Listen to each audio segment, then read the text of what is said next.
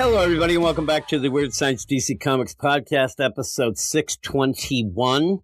And I'm here with my man, Matt. What up, Matt? What up, Jim? You are here not only for the beginning, but you're also here for the middle, the end, and everything else that comes with it. We're just going to be doing this show, actually doing it without any breaks either. It's been a while since I've done anything like that. I still feel like crap, but then we get to talk about some of the fight issues, but this is going to may get a bit confusing in a second because I'm going to explain all the craziness that's happened because DC ended up they front loaded everything. They put every book that was going to be coming out in the next 2 weeks this week, which means next week there aren't any books. No books from DC at all. It's a empty slate. But next week is a 5th week of comics, which would have been an annuals week. And if you are playing at home, you might know that on Annuals Week, we have a Patreon-only show. And so it's an odd play where, oh my God, what are we going to do for the Patreon-only show? And at one point, I kind of had, ideas. Hey, we'll have a round table. There was a deal that at one point I even talked to Zach that what we would do is get everybody who reviews the stuff with me, and we'd have a draft to see what books you go forward in the new year, including even being able to pick some things that will be coming out in March and some because you end up having a bunch of new books. I thought that'd be kind of fun, a little thing. And also maybe doing with that a do or die pull list with everybody. It probably would have lasted like 10 hours because of it. But in the meantime, and because I hate like pulling books and then people get all mad. I already hear about it from Stork all the time. But the idea of like, okay, we'll only do these, split up the books, which makes sense and all. But this is what ended up happening is because of Christmas and holiday week there, nobody could record. No. Me and you are recording this on Sunday to go up on Sunday, but I still haven't even read, let alone review, a bunch of the other books because Brad, who does a large chunk of things, he was gone for the weekend, or the week actually, and so he couldn't record at all. So his books are out. And me and you could have like done a ton of things, but it would have been better to crazy, you have to split it up anyway, so you might as well. Simon, he could have reviewed things at one point, but he was sick, and he said, I can't record this week. So those are two major and Gray traveling. Gray was traveling, and he usually does Flash, which me and you are going to do here. Even though he's in a more better time zone for you now. Yeah, but I would think the idea is that he was not allowed to take recording equipment. I can imagine, He went from Japan to England. He hasn't been to England since 2019 and said his wife and daughter haven't been there even longer. I think they've only probably been there once or twice, the way that he was saying it. Yeah. I don't think he was allowed to take his computer and a mic and things like that. And I don't even know his setup, if that's even feasible. But the idea he's going to be doing his stuff, and he might not be back and we talked about this on the Absolute show because he was going to do Batman and we never got to do it, but he'll be back in a couple weeks. It's funny too that somebody just mentioned how much they like Gray on the Absolute show on the YouTube channel. I'm like, yeah, he's dialing it back a bit, but I did send it to him to get him inspired. So in that, I'm going to tell you right now, me and Matt, and we talked, remember at one point we actually did talk about what we should do. And it was like, well, maybe we could have the fight issues as one deal. And that's kind of what we're doing. We're going to have the 3 major fight issues in this, which would be the Superman issue, which is Lex versus the Demon Etrigan. We're also going to end up being the KO special fight month, Red Hood versus the Joker. And then we'll also have Flash, which is the Jay Garrick versus Guy Gardner. So we're going to have those 3 books. I know it's not a lot of books, but that's just the way it ended up. So if you want to end up listening to more, you can go and get our no holds barred, what is it? I can't even No remember. limitations? No limit. I almost said no reservations, no limitations that too. deal. Yeah, really. That'll be next week's show where we will have a ton of books because there was even going to be a spotlight that we talk about all the time, but Simon couldn't even do that. So that'll be shifted till next week, which should just probably be on one show, right? Because we never have a spotlight. Yeah, it's all the same. same. So legit, I'm guessing that the Patreon only shows might be like 4 or 5 hours. It's going to be pretty big. But we did put out at one point we were going to put the absolute books on some crazy thing too. But if you were paying attention to the feed, those did come out. That already came out. Matt jumping in as well as Zach. But these books will be next week, just to let everybody know. Might talk about this at the end, or we'll just get the hell out at the end. Absolute Martian Manhunter. Number 7, I know it's an absolute book, but that was a big thing where people were complaining and I didn't like it. So we ended up putting it as a special. And the whole play of it is, it goes on the poll that we have on our Patreon, the Badasses Pick. If they don't pick it, I don't do it. They picked it. So that was picked.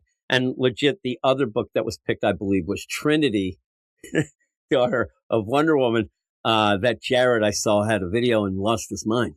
Amazingly lost his mind on the Trinity, which he hates that more than the Wonder Woman book. But those will be the spotlight books that were picked by the Badasses. But the other books that'll be on next week's show, that again, you go to patreon.com/weirdscience, sign up for the lowest levels. You could get that. And I'm talking $1. You could just, if you really just wanted to get that show, but each level has more.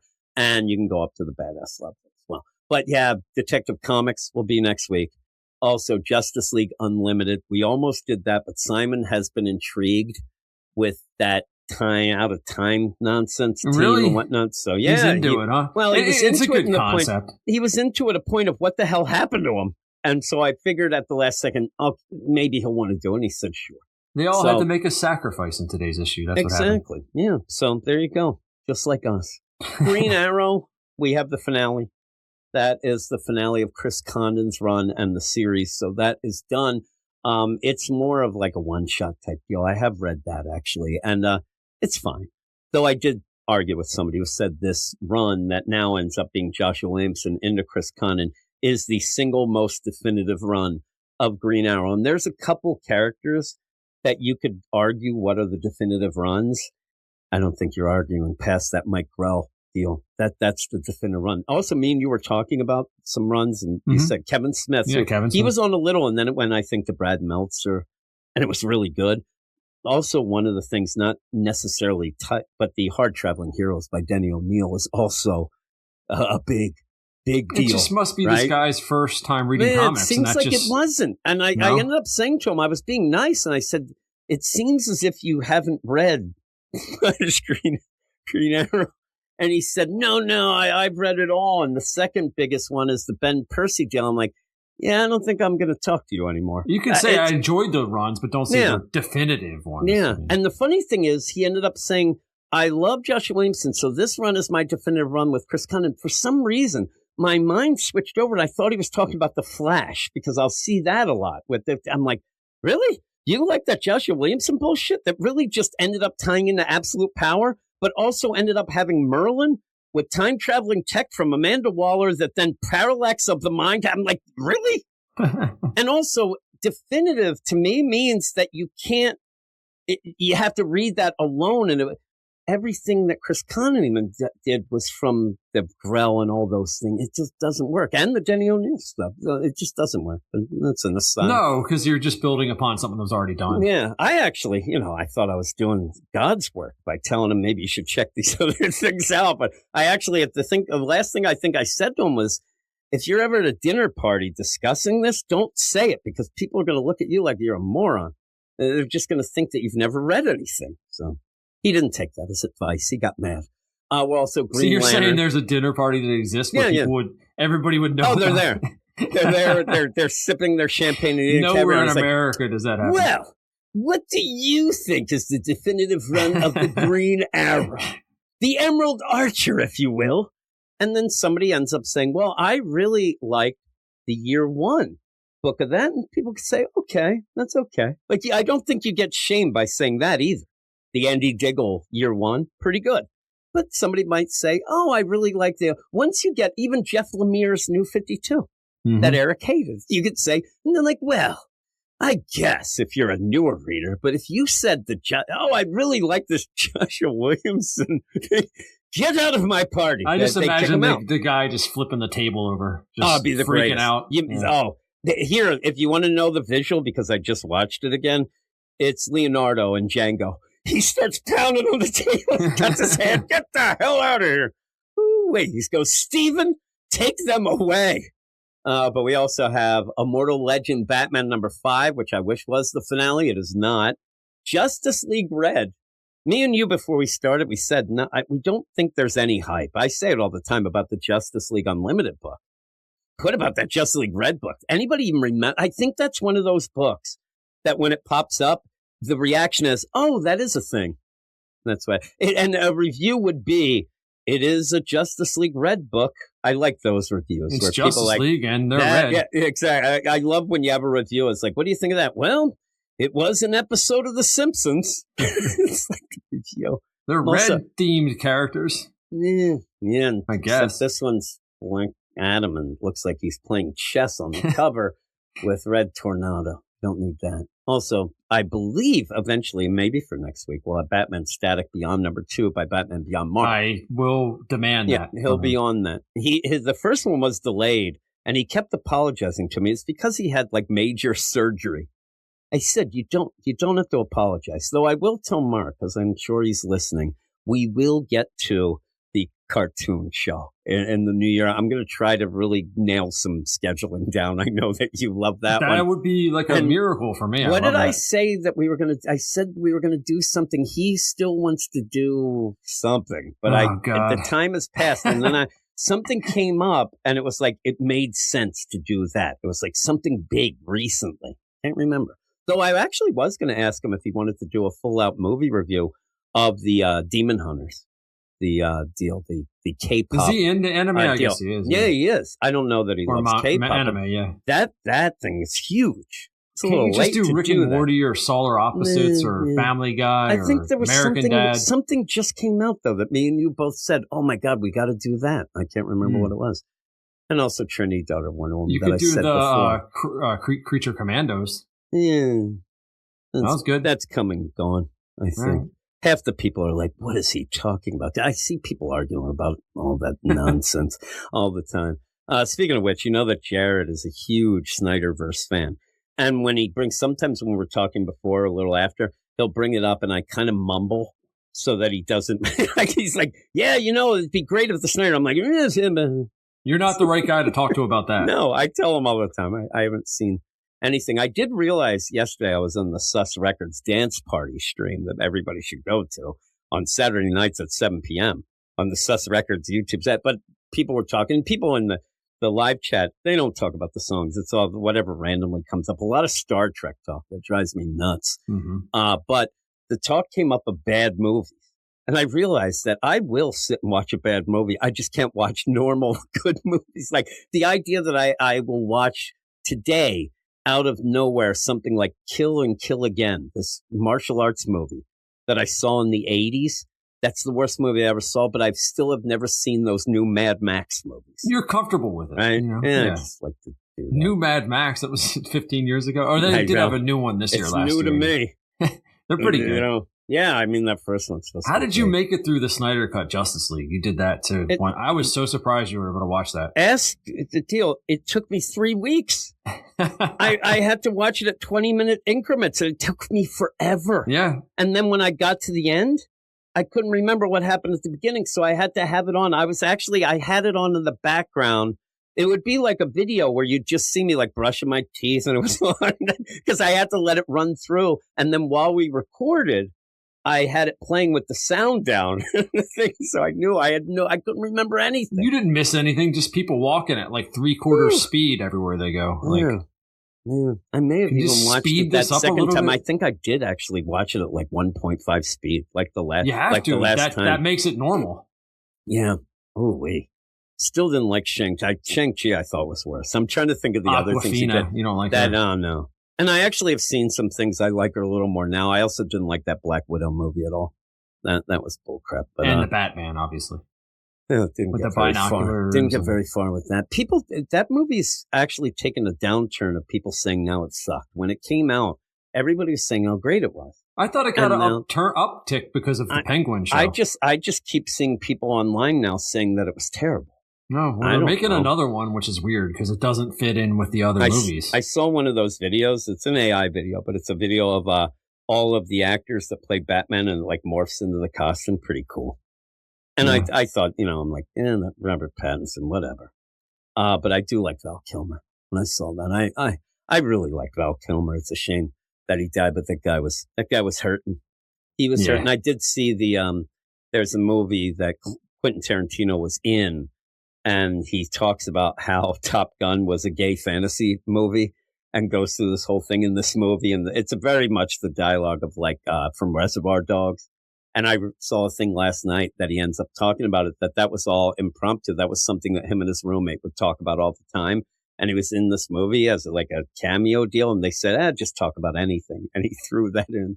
It's pretty funny. Though I did, again, I watched Django Unchained yesterday. So I did watch that. That's a great movie. That's why I brought up when I saw, Candy, freaking Leonardo DiCaprio. I'm like, man, I got to rewatch that one. I'm telling you, everybody in that movie should have won an Oscar. And a shake in the hand. Because there's no way, what's his name? Samuel L. Jackson. It's crazy in that. And supposedly there's tons of cut footage that makes it even worse. That Steven character is even worse. And Quentin cut it, which Samuel L. Jackson said, this guy doesn't cut anything because that's and he cut it because he thought that it was so bad that somebody might kill Samuel L. Jackson. And he said, I don't want to be responsible for that. And that's his official statement. So bad. No, he's a gem. You can't. And he was also so bad in that movie. It's so great. He actually read the script and said to Quentin, "You really want to, unpack this? You really want this character because you wrote him, but I'm going to play him, and you're going to see." And he's like, "Yeah." And then it was so bad, so dark. But that's not here nor there. See, we're adding some things because I know this isn't going to be a very long episode. But in all of this, in a normal time, I would say at this point, hey, the Spotlight has these 2 books, which will come out next week on the regular show, in that they, again, were, what was that deal? They were the Trinity and something else. I can't remember. It was the Trinity and Absolute Martian Manhunter. Oh, that one. So the Absolute Martian Manhunter is kind of a Simon play. Specials. Yep, Simon Special there. Drunk Simon. Might not be drunk because we're doing it on Monday. But those were picked by the badasses of the Get Fresh crew. And here is their roll call. I'm also, should I play the book of the week at the end? Yes, that'd be pretty funny. Because we're doing all the books here, so I might do that. Saying this, I can't find my thing. I set it up. Joe Anello, welcome to the Badasses, new badass. Edward Hawa, TJ Freeling, Andrew in Belfast. Eric loves you. Matt, not me. Don't mention it. David Fink, though he used to talk a lot of shit on you as well. I know he did. Right? Yeah. What a jerk. Jack Halsey, Brandon with an O, Nick Ross, Trevitt, Tom Johnson, Dan Smith, Jeffrey, Leonard, a Greek, the Big Z, the Mark Clare Show, the Annihilator, Ted Probst, I Love Punchline, Stork, Drunk, Matt Razor, that's you. That's Dr. me. Matt. Don't think that's why he's on the show. It's like you paid me off. Or you might have. Phoenix Rising X, L21. I get it wrong every time. I'm sorry, Phoenix. Niels T-Wart. Sexy Niels. That crazy picture he had in the Slack. Oh, my God. It scared me. I liked it was absolute Niels. I like that. He looked like an elf, kind of, in my mind. Stephen Bell. Jason Colby, 242 to you and me. Ken Halleck. I got to hit the thing talking about Niels. I saw that and I was like, I'm kind of intrigued about it, but it scared me a little. He's out in the woods doing sus stuff. Man. Orgies. Well, yeah, that's what I'm telling you. That right after they took that picture, they were building that bonfire for that night, making sweet love around the bonfire. And I kept telling them in last week, I said, there's something that I saw in these German festival things. I was watching a bunch of videos and I need to get curry ketchup. That is something big, it seems, in Germany. I want to get that. Yeah, curry ketchup. And I thought it'd be something they'd have. I couldn't find it. Ken Halleck. Comic Boom Rocky, Mark Jager, Ruben, Two of Marv, Matthew Rapier, Luke Hollywood, Simon, Luis, Manship, Swanee, Josh Vermillion, Mark, Batman Beyond Mark, Beamer, that's Brandon with an E. He's in Buffalo, Canada, and he's our arch enemy today because the Bills are playing the Eagles. He actually invited us to watch, but we couldn't make it there. Double A-Ron, doxing his ass in Minnesota, him and those Vikings. Bad year for them. All-time greats, Reginald Drinkwater, and Rob Lewis, who was a Jets fan. Bad pick. And then R.I.P. Pour one out to our homie MIA, Eric Shea.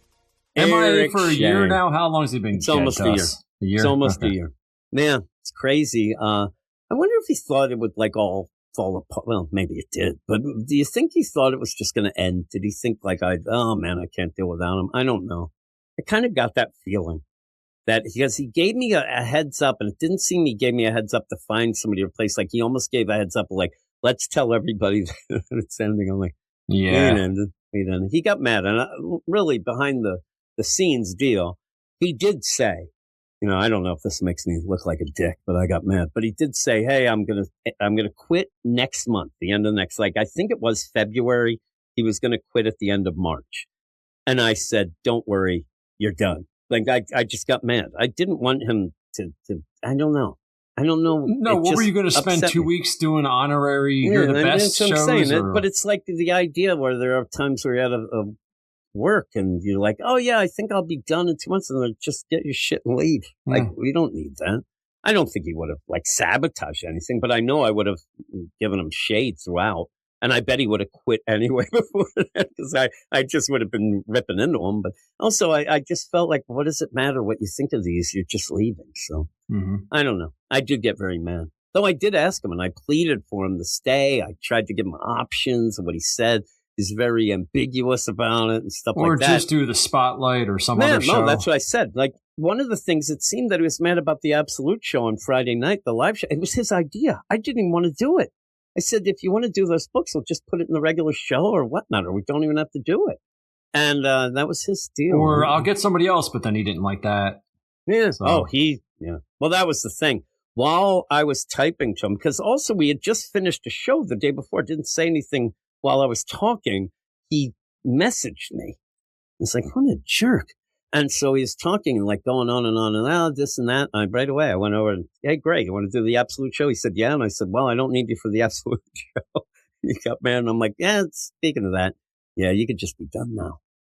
Sayonara, sucker. So he's gone. I have talked to some people who don't even know who Eric is now. It's kind of weird, but most people do. And you haven't seen him at Walmart or anything? No, I thought I saw him the other day. I hoped I did because it looked like he had gained like 70 pounds. And I wanted to run up, but it wasn't him. It looked just like him, though. I thought it was. And I was going to go up, hey there, see the retirement's treating you well? Look at you. But it wasn't him. And you can't miss that guy. Gangly looking guy. It's funny because Double A-Ron actually put up a couple pictures in the Slack. And he likes to remind people it's great. I forgot all about that picture that we took. And the joke is, I wouldn't show my face or whatever. So we took a picture. And I said, hey, everybody, we're going to show you the picture. And it's like, we're looking into, and we had those matching shirts that we got from DC, these Superman shirts, but we're looking into the mirror in the bathroom at work, and I'm taking the picture, so I covered my face with my camera. It's pretty cool. So you could tell. I mean, you look at that picture, right? You're like, yeah, Jim's way more athletic than Eric. You could tell right away. See those shoulders and those fucking biceps there? And you look, Eric has the thing in this. Can you have inverted biceps? Because that guy, what was he thinking? But yeah, you can. Funny. Yeah, definitely. He isn't. And skin like skim milk, the worst. There I am. I am, hairy arms, and my beard that now is kind of fully gray if I let it go. But yeah, you can tell. I'm like, man, that guy's in decent shape, right? Also, when you see that picture, I don't look as short as Eric says, right? I don't look too. He's humongous. He's 6'6", 6'5", 6'6". So I look like I'm, I'm 5. Yeah, you're holding your own in there. I'm 5'8". I look a little like 5'10". In the creepy bathroom selfie. Yeah. It's weird in that bathroom. It's like when I looked at it, I'm like, what are we thinking? And then there's Reggie with, what's his name? What the hell's, I knew it right before he said it. And what's his name from England that ended up arguing with everybody that he loved Rose Tico. Yeah. Who was that? You know him. He was on the 100th episode, and that's where it's like Eric said that they were best. Toby. Oh, okay. I remember Eric saying, "Me and Toby, best friends." Yeah. And then, like, Toby. the next day, Eric goes, "What was I saying in the show? I can't remember." I'm like, "You said that you and Toby are best friends." He's like, "I fucking hate Toby." It's so good. I actually have comments that I got that Eric had, like making fun of Reggie, that I still seem to have, and I could put them up there of him bitching about Reggie's songs and stuff. What a jerk. Speaking of jerks, I'm sure there's going to be a lot of people who complain that this intro is 25 minutes because of the idea. I hear it all the time. But we're going to have fun. We're going to get to the books now. Like I said, we could have done this live. It would have been pretty cool. But then we would have been caught up in the comments and stuff. That would have really thrown it for a loop. But we're going to get to the books right about now. This is the fight episode. You're going to get a lot of the killings. I like the killing. Maybe 2026 will be the return of Wrong Turn. I do run into a lot of people who don't know who Wrong Turn is, and that's upsetting. Started the show at one point, but it's a resource that it sucks that he's not around anymore. Yeah, that's a gold mine. You should have seen me chasing him around work, like talking and I'm to him sure about it's more stuff wild now than ever. Yeah, but he's gone. Eric hasn't seen him. The last time Eric said anything to me about him, he hadn't seen him in 4 or 5 years. He moved. He ended up moving. He no longer works or lives in the parking lot of where we worked. That's where he lived. I like the killing. He did like the killing. I should have some Jess comments, too. I know Stork loves those. Almost as much as that stupid Star Trek. But we're going to get on to the show. We're going to do the books in order. I know that the Jason Todd Joker is the biggest one, but we're going to do them in order of how you read the epilogue so that makes more sense. Because we'll just be like, well, this because of that and whatnot. So we're going to go in order.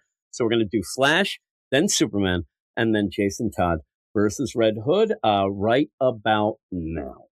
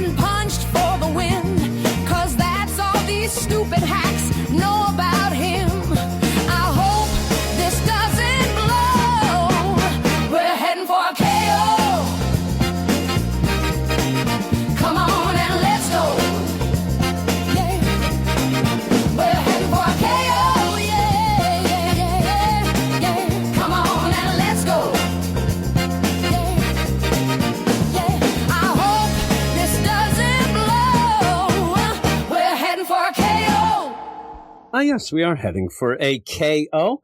I like that song. That's going to be cool. One that I'll miss. Funky. Yeah, it's one of those, over at the Sus Records deal, I really do like making like the girl group 60s and 70s type songs. They all fail.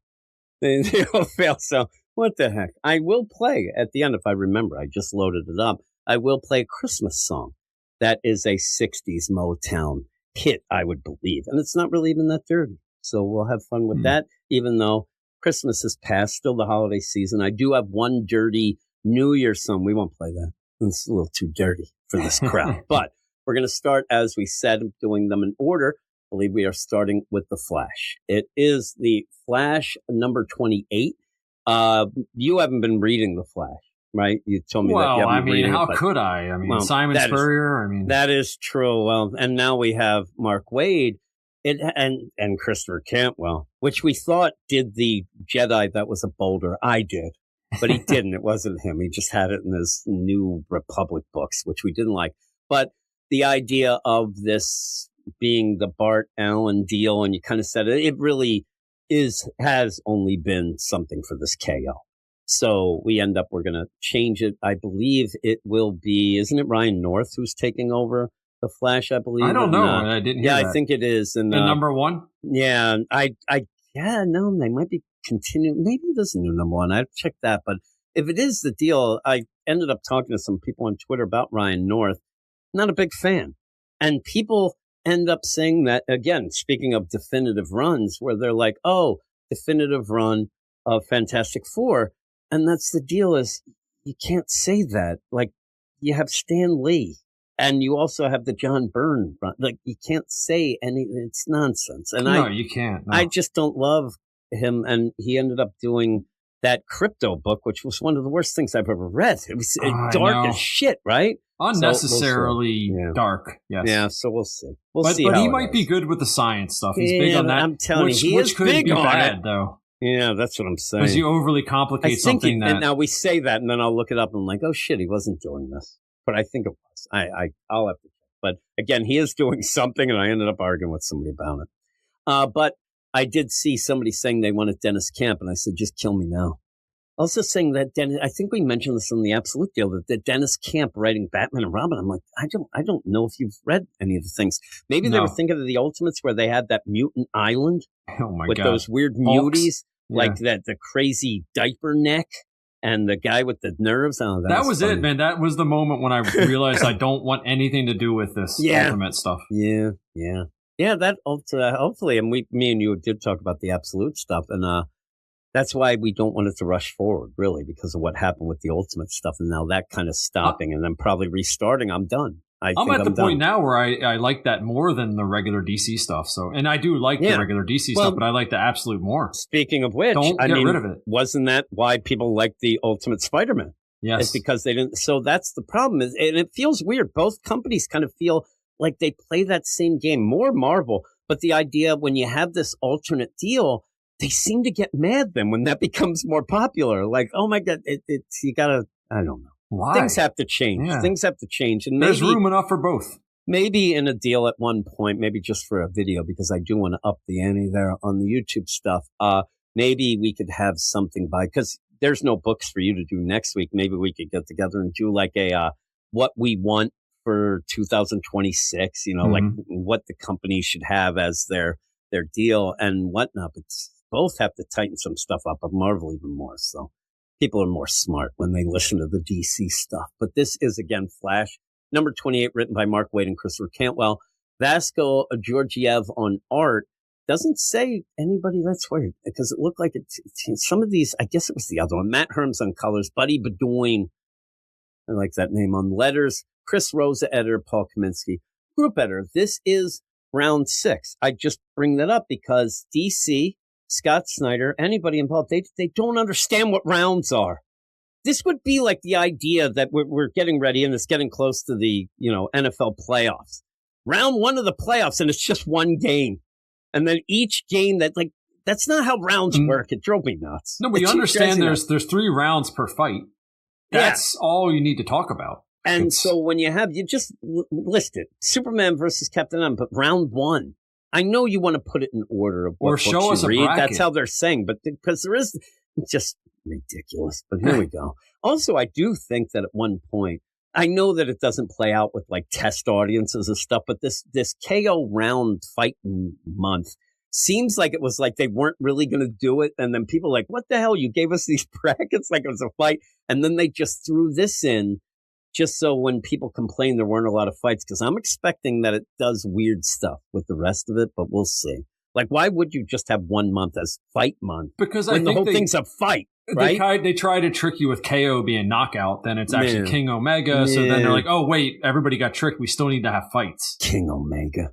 But yeah, so you go into this. It is Jay Garrick Flash versus Guy Gardner. Guy Gardner, one of my favorites. I think that this book takes more advantage with Guy Gardner of different forms because he does have the warrior, the Valdirian DNA, and that is a cool play.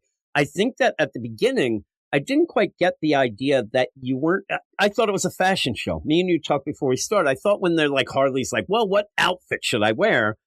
And then she'd pick it out. Like, in this, you're more, and I'll say that at one point, Hawkman did get the power a bit of Horus, but that seemed like a separate thing of Horace jumping in to give him that, not just, I'm going to wear this outfit. It wasn't related to the outfit, yeah. And suddenly in these last bunch of books, it does.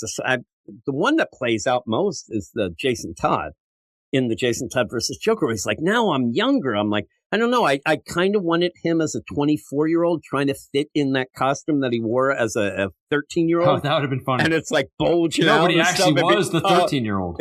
Yeah, he was just the 13-year-old. And then at the end says, and we'll get to that by the end, but then says, I'm going to pick my form that I will be a couple of years later. I'm like, what the hell are you talking about? Plus, I'll tell you right now, that ending of that book was bullshit. But you end up in this.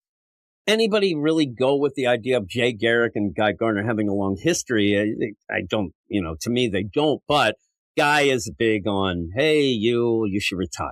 That seems to be the big play. Hey, buddy, retire. You do at the end get a Jay Garrick who kind of says, all right, I'm dead, but Guy, go get him. Do it for me. Mm-hmm. Almost like, I'm telling you, we were talking before. It's related to me where sports fans will say, if the Eagles beat, the Packers in the first round of this year's playoffs and then win the Super Bowl, Packers fans will go, well, if we would have beat the Eagles, we would have won the Super Bowl. It doesn't work like that. I think Jay Garrick's going to do that now. The way he says, go get him, Guy. I'm like, it doesn't mean you win, Jay. And I think Jay I think he could have won, but it's weird. He didn't do anything with the speed. Yeah, really. That's what I'm saying. He ran around a lot. And usually when a Flash does that, particularly in my mind, I always think of Barry, the people either end up suffocating or they end up because of that whole deal. And it makes it easy for Guy. But Guy has, and one of the things about this too, when they were going in, you're going to want to have big characters, Batman, Superman, those things. But you also do have to kind of go with, okay, if it was more thought out, I think, is the idea of who has the most drastic changes. Like we could have all these. Guy goes from Green Lantern to Red Lantern to Warrior. That's awesome. That's really cool. But the play of these books, especially this week, I'll tell you, I don't think they're that fun. And this might be the most fun in them. The other two get caught up in of the mind, talking about how Lex, what makes him tick. And then with Jason, what makes him tick. And I keep thinking, like, who are these for? Is there a fan out there that doesn't know Lex Luthor? And you have to go and it bogs it down a bit. Yeah. And Jason Todd Joker, I mean, what else do you get with Jason Todd? And so I wanted a little bit more fun. And I wanted a little more of like really over the top kills because again, you have a fighting tournament, but you're killing people, right? Mm-hmm. And I go with something I don't really enjoy, but I go with the fact, to me, it should be like a slasher movie. When you end up having part one, you have these kills. Well, part two, you can't just do like, you always have to up the ante till it gets so freaking ridiculous. It's like Final Destination or something. You're trying to outdo the kills. That's the fun of it. And some of these are lame. In fact, today we're going to talk about some that we aren't even sure what happened. And that can't be. It's ridiculous, right? It should be pretty clear. I mean, I like when the big KO pops up and the person lost or whatever. Yeah, and you're like there. But even that betrayed us in some of these things. Yeah, I'm telling you, when you get to the thing and you're like, wait a minute, what happened? Mm-hmm. We'll talk about Gabe's review of that book when we get to it. We're talking about mainly Red Hood and Joker. But in this, also the idea of, is it that exciting? I know that it makes some sense in the deal, but is it exciting that you start out in Jay Garrick's old lab? Like, no. I know what they're doing, but it just ends up where it's just, it lends to drab art. In this issue, I think is the funniest, where it does seem like the Heart of Apocalypse, like, really has a personality in this one, really like talking more or whatever. But they end up saying, and this is what gets me, here is a fight issue. And it starts out and they're going to fight. It says, hey, you guys got to fight. It's a game, all this. And they're about to fight. And then Jay Garrick goes, wait a minute. Stop a second. We don't have to fight. Again, what does it matter? Oh, dude. If you end up killing somebody in this, they come back. We know this. They know it. They don't quite know maybe at the end, but it kind of's been spelled out. But the idea where Jay Garrick goes, no, why don't we play checkers? Yeah, when he starts reaching in that locker for checkers, I'm like, oh, God, X of Swords again. Yeah, that's what it is. They're just going to play checkers. I keep bringing it up. That one point in that, we're reviewing it and talking about it, and they had an issue where they were playing Twister and charades. I'm like, oh my God. Even that was worse because there were parts where they were playing Jenga at one point. They're playing games, though, that there was like 5 people involved, and it's not really a game that lends itself to like one winner. It's like a team thing. It's nonsense. But you end up where he says, let's play checkers. And Guy goes, checkers? He don't know how to play checkers. The one person in the world who doesn't know how to play checkers is Guy Gardner. Maybe do that with chess? Yeah, checkers everybody knows. Come on. The fun would be, because again, this is a science lab. You would think maybe they'd play some chess. And the joke would be, hey, me and the guys in the lab used to play when downtime or we were stuck on something, we'd play chess. And then guys like chess, and then Jay goes, yeah, you're more of a checkers guy. I definitely think Guy would be, but he's like, I play, and then just starts doing random moves that aren't possible. And Jay goes, you don't know how to play checkers. What's this? Guy, as Guy would do, knocks the board off of the deal, but then the board itself seems to be the most fanciest deal that looks like they retroactively used a battleship thing. It's one of those folding ones so you can store the pieces inside. I'm telling you, this thing is so old. It should have just been, because it's, Jay Garrick from back in the day. Version. Also, the idea that the Heart of Apocalypse makes this scene for them and actually puts the checker thing, nonsense. But he's like, F you. And also, just to mention, these two curse like sailors throughout, which threw me off with Jay. But there was one point, I can't remember where it was, where I couldn't figure out what he might have said, but it would have been shitting. It would be like, I don't want to play this shitting game or something. I'm like, what is he saying? But yeah, and he's like, I'm going to take you down. Jay ends up walloping Guy, but I don't know why at that point he had lost. He like says retire and throws the helmet at him, I guess, but it doesn't play out well. Like, you see the kind of helmet going, but I'm like, I don't know about that. And then Guy says, Grandpa broke my nose, and then Jay starts running around. Like I said, that's usually Flash putting out a fire, Flash making somebody suffocate, or Flash in the water making a spout, like that. But with Guy, he's just there. Guy just makes a blade. Slices him right in half. And Jay runs right into it and slices it in half, KO. I'm like, all right, here we go. See, my thing with the Flash is you can see him on the page because we're reading a comic book, but in real life, you wouldn't see him.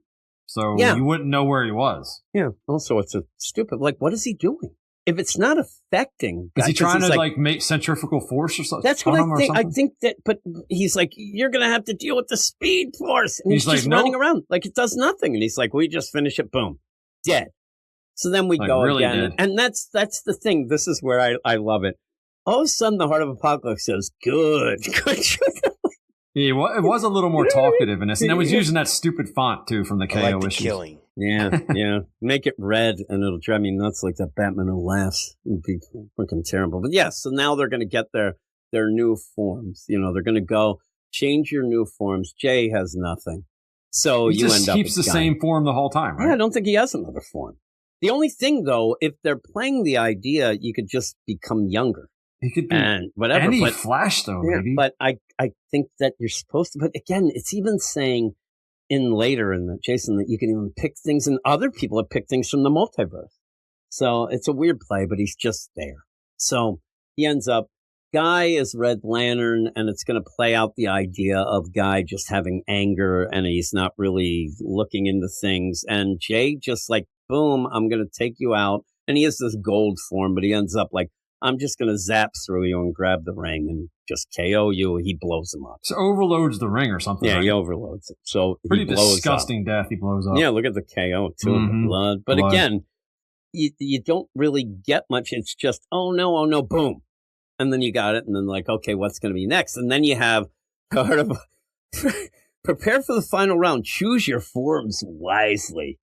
And we do have the interlude there where we do see Booster then he's already taken down World Forger, and this is where he starts to go after Grodd.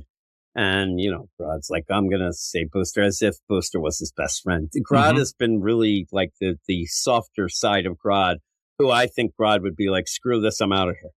But he's, the quantum quorum. They're tight. And he's like, I'm going to get Booster back, and you're not going to do it. And Darkseid's like, whatever. So then you go from there. And even then, you have where it looks like Booster, Darkseid, blasts Grodd like he's going to kill him, but he's blasting him with a mind bomb to show him the future. And that's the thing in my mind. This is the thing. These interludes this is an interlude, but it's usually an epilogue. And most of them, does it do anything for you? Like, I'm sitting there, it's taking so damn long. Like you're just meandering about, going to each character one after the other. And the thing that you're doing by showing Grodd, aren't you inspiring him to stop this? He ends up like, look, this is the future. It's dark side all the time, and I'm going to kill you. I think Grodd's probably like, I better fight more now. Like, I don't want that to happen. I have to. Like, yeah. Everybody's zombies. Like, I think it inspires them. Yeah. But no, he thinks it's like they're going to give up. And I'm like, well, maybe Grodd, but it's weird. So then we go back to the fight, and you have Warrior, Guy Gardner. And he ends up, he's like, you're on, and they're on Valdar. So he's like, yeah. And at one point, he says Valdar in a way that seemed like he should have added the Valdorian deal. But he ends up, and lo and behold, there's Jay Garrick. He's Jay Garrick. He looks the same pretty much. And then says, we got to fight. And, I'm going to do it for the greater good. This is the big one where you have Guy, just, and if anybody doesn't know, the best thing about Guy and the Valdorian DNA is that he's able to make weapons in his arms. Construct weapons. Yeah, he's got and they're really like, it's just, he turns that into a weapon. Yeah, it's cool. And it's like, Mega Man. He's there with that can and shit. And he can make like all sorts of weapons and things. So he's attacking Jay, and he's going to kill him with a missile launcher. And Jay goes, hey, by the way, just beat that tar out of Darkseid for me, will you? And then Guy should say, you really think I'm going to beat the Superman in Wonder Woman? Ain't no way. I'm not big enough to do that. And he gets blown up. No and way. Or Aquaman. Yeah. I mean, definitely. I mean, I think even Zatanna destroys him. Lex, I'm telling you, I think he's the lowest seed now. I think that he's, in the lower bracket. Yeah. He blows up. And Jay Garrick would have been as well. Even though, again, it's the idea of the Speed Force should be a lot better than what Jay used it with, and you kind of have to dumb it down. But you have to do that with a lot of characters when you do these things. We have a wraparound story with Wally grabbing Bart. Bart doesn't have his powers, the Speed Force, and Wally's wondering why he still has it, but it all runs through Barry. It was a little convoluted, the way that he was explaining. Then he goes, and it seems like he's going back in time, but that wasn't really played up. He's going forward in time, but going to a part where Iris is kind of just going with and she doesn't recognize him, but it's weird. Don't ask He's just me. a little older. Yeah. And she's like, hey, I don't know. You are like, the thing at this point, I guess they're playing the idea that she doesn't really know much about Flash stuff, I guess. So he can't really say whatever, but she comes in and says, hey, Miss West, love your column. Like, it's like me going to Larry King. Hey, I love those columns you do. By the way, I have this kid that's knocked out. Can I bring him here? I hope you're not sus. But put him in this bed here. And he might need food. He might need water. I don't know. Yeah, sleep. Feed him, maybe. Just don't touch him. And we're out, right? You do that. It's weird. And she's like, who the hell are you? You can't just leave. And he's like, I have to go. Barry Allen's in grave danger. It's very odd. It's a very odd little bookend deal of how that plays out. But it's what it is. Nobody at this point is here for that. No. You're here for the whole deal. Now, in it, you did have at one point Bart acting like a real moron on the Watchtower, where I said, you have the actually Doomsday at that point as the time trapper. Everybody's talking to him. They're like, it's like you're at an office party. Everybody's gathered around Time Trapper. They're talking to him. Everything's fine. And Bart goes, I gotta stop him. That's Doomsday. I'm like, Superman's standing right there talking to him. I think he might be able to handle him if he needed to. And he did that, but I'm wondering if Bart might be one of those. I think that what we're going to get at the end will be another one of those Scott Snyder deals where, remember when all the Wonder Womans of the multiverse, everybody from the multiverse, everything attacked at the end of Death Metal when Wonder Woman sacrificed herself? Kind of think that everybody's going to go against Darkseid at the end. The way that some of these are, and I think Bart, all that, and I think we'll have a wave of, it'd be awesome splash page. And if they do it, I hope the hell that Dan Moore draws it. But I think that you'll have that kind of deal, but we'll see. We'll see how it is. Also, I will mention, too, the idea of Guy Gardner, right? I said it's the coolest one, I think, of the changes. Red Lantern, he has the most drastic in my mind of all of them with Warrior deal. How do you do that continuing? Do you just keep doing the same? Because some of them have been lame anyway. So, you know what I mean? Yeah, like, How can you use Red Lantern again? Or and if you do, though, it'd be boring. You already saw it. It's the wow factor of how they change. If he changes again to Warrior, you're going to be like, I already saw that.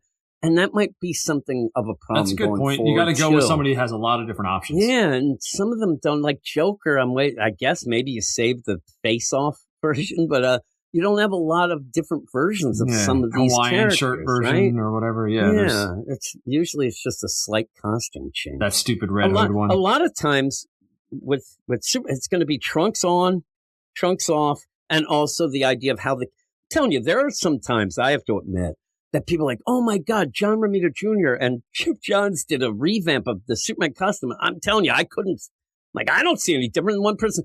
Oh, it's the class, how the cape goes on. I'm like, bullshit. Yeah, nothing. Yeah. So, yeah, we'll see change. that. We're going to have to get a magnifying glass to figure out what changed. But that's how it ends. What would you give this? 6.5 for me on this one, I think. I think I'm a 6. Basic, I think I'm a 6. But I did like the Guy Gardner stuff. At least there's some sort of, you know what I mean? That's there like some sort of creativity with at least his different forms and things. And in that, the different, like he's Warrior, that does have a whole different power set. So I like that. When you end up making people, I don't know. It seemed weird. But we'll go to the next book, which is the Superman book. And it is Superman, but it is Lex Luthor versus the Demon. It's Superman number 33. This should be one of the better ones. It's Joshua Williamson, who's one of the co-writers of the event. So you have Joshua Williamson writing, Hayden Sherman on art, Alejandro Sanchez colors, Ariana Mayer on letters, assistant editor Jillian Grant, Paul Kaminsky, editor. It's what is this, round 7? Drives me nuts. That's not how rounds work. This is just another fight in the second round. It's just a sub-numbering system. Yeah, I said it's just so you read them in order, but you could put that a different way. I thought that Hayden Sherman started out the art really good. I actually looked, and some of the paneling is really neat. You end up kind of going forward in this to show, Lex in hell. Hayden Sherman draws a nice naked Lex, though, Yeah, the problem is as it goes, the characters start getting really odd looking, and their proportions are off, and their heads are really odd. And at one point, I swear to God, I know he has power armor, but I do believe that Etrigan might be pregnant now and having Lex's kid. There's one point where they are caressing each other, flying through the air, and I don't like it. But I did have some people comment before that, and I saw some other places too, that they thought Hayden Sherman's art was like god awful. Like I'm talking like Riley Rossimo bad. No. I don't think it's that bad. I think that again though, it ends up where some of the characters just end up really weird. Even though, we'll get to it when you get to the robots. Lois, I'm telling you, I think Lois is annoying in this, but we'll get to it. So you end up with this is what I said before about I want to have fun. Etrigan's an odd one. I mean, this is the one that you wouldn't really pick of, oh man, that's a great matchup. You're going to get Ryman and Steelen, which you do. You're going to get Lex, but it's all through Lex. You can tell right away. It's so through Lex that Lex is going to win, but we know Lex is going to win anyway. So have some fun, but instead it ends up where Joshua Williamson, he does it with Scott Snyder and the Jason Todd one. Either the idea, is he trying to tell like, oh, people don't know Lex? There are some recent things that you might bring up, but that's when you bring it up when you get the changes in the costume. Yeah. When he has the Super Lex stuff. But in the meantime, it's like, I think that he wants people to be impressed with how, man, he gets Lex and all this inside info of Lex and how he reacts to things and whatnot. I'm just telling you right now, the idea of having fun fight issues do not lend itself well to over narration. That brings it down. It almost feels like when you end up having a big moment in sports and some announcers will talk over it and people get mad, and some really good, and it depends on the deal, but a lot of them let the moment go. You'll have at the end of a Super Bowl where they won't even talk for 4 minutes because you just see the reactions and things like that. And that's the fun. You're not getting overloaded with things. I think that some of these, especially this one and even the Jason Todd one, it's overloaded with narration. And Lex says some weird things in here because you start out, it's a cool deal, and it almost plays out like anything. You have the Thing, even the Hulk you'll have over at Marvel, where the title will be rocks and they'll be bashing and stuff. It's really cool. And you end up seeing Lex in the power armor versus Etrigan. Oh, that thing's cool, yeah. Yeah, it's awesome. Does Lex Luthor have a soul? Yeah, and this is pretty cool. So again, you're not even centering. What you're centering this on is I'm going to be fancy to talk about if Lex has a soul. And we're going to say, no, I want to fight. Like, when you end up having the Royal Rumble, I don't care if, I don't know, Rey Mysterio I'm going to see him do his crazy moves and shit. And all course, that. Yeah. So that's what you want. And by the end, I just ended up feeling like this was more of a dissection of what makes Lex tick than actually a fight issue. The only funny thing is maybe they're going with the idea that nobody thinks that Etrigan's going to win, so we might as well do it. But I don't know. Etrigan's rhyming and feeling Lex hates it. So does everybody else.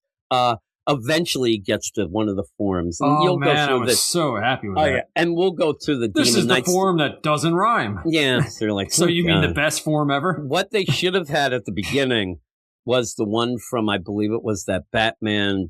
Was it Damn? Which one was the Batwang? It was that Batman Damned or whatever, that Black Label deal. Etrigan was a straight up rapper with crazy medallions and shit like that. And was that a club rapping?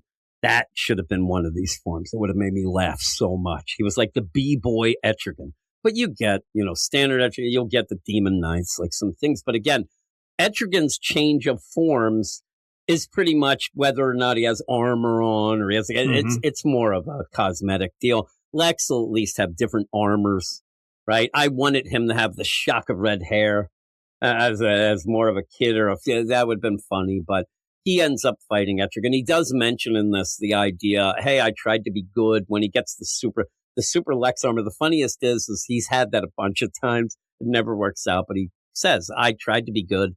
Superman wouldn't do it. Even Etrigan throws shade at him. But at the beginning, you end up where they're like talking shit. They are fighting, but you're also seeing some things with Lex and he's on the moon. Then he's in Tibet and he's all that. He dies and you're like, what the hell just happened? Like it's so sudden of a page turn. And so basic bitch. Not to he just burns him up. Yeah, just uses his hellfire and burns him up. And then it says Lex. I actually appreciate it. At least it had in the fire Lex loses. Yeah. I know it's very obvious. Some of them win or aren't. But it's a KO. And he went. And so then Lex, we haven't really seen this either of somebody reforming quite like this. And Etrigan laughing. He's laughing, doing a stupid rhyming. And then when he comes through, Lex is like, I let you win. I'm like, I don't think you did. And why? Why would you? I mean, the idea would be maybe he thinks the power armor isn't good or whatever. I go, don't throw around just to get hit. Like, this is, it's a best of three. Jesus Christ. Yeah, you can't be throwing one like that. Did you see anywhere that it looked like he's fighting deal? I trying to convince himself. Completely taken unawares and just got burned up. He just got burned up. And he's like, I let you win. He's like, sure. And then he's like, he's got to justify it. And then he keeps going with this whole play, he keeps saying over and over and over about the idea that I understand the tournament. I'm understanding this tournament the hard way. It is not only about who has the most power. There is strategy involved. I'm telling you, I'm going with power.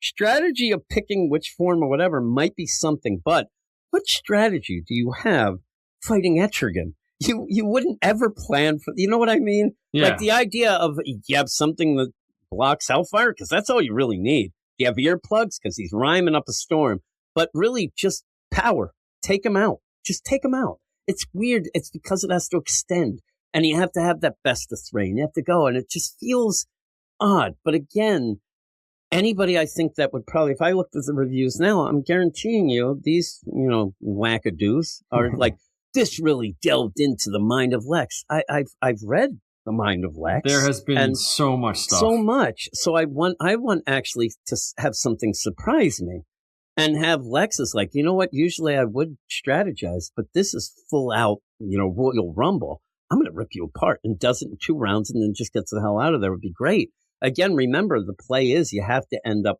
being like Darkseid. Lex at no point in this, which he should say, this whole thing is based on being bad, and I'm the baddest of the bad, so I haven't.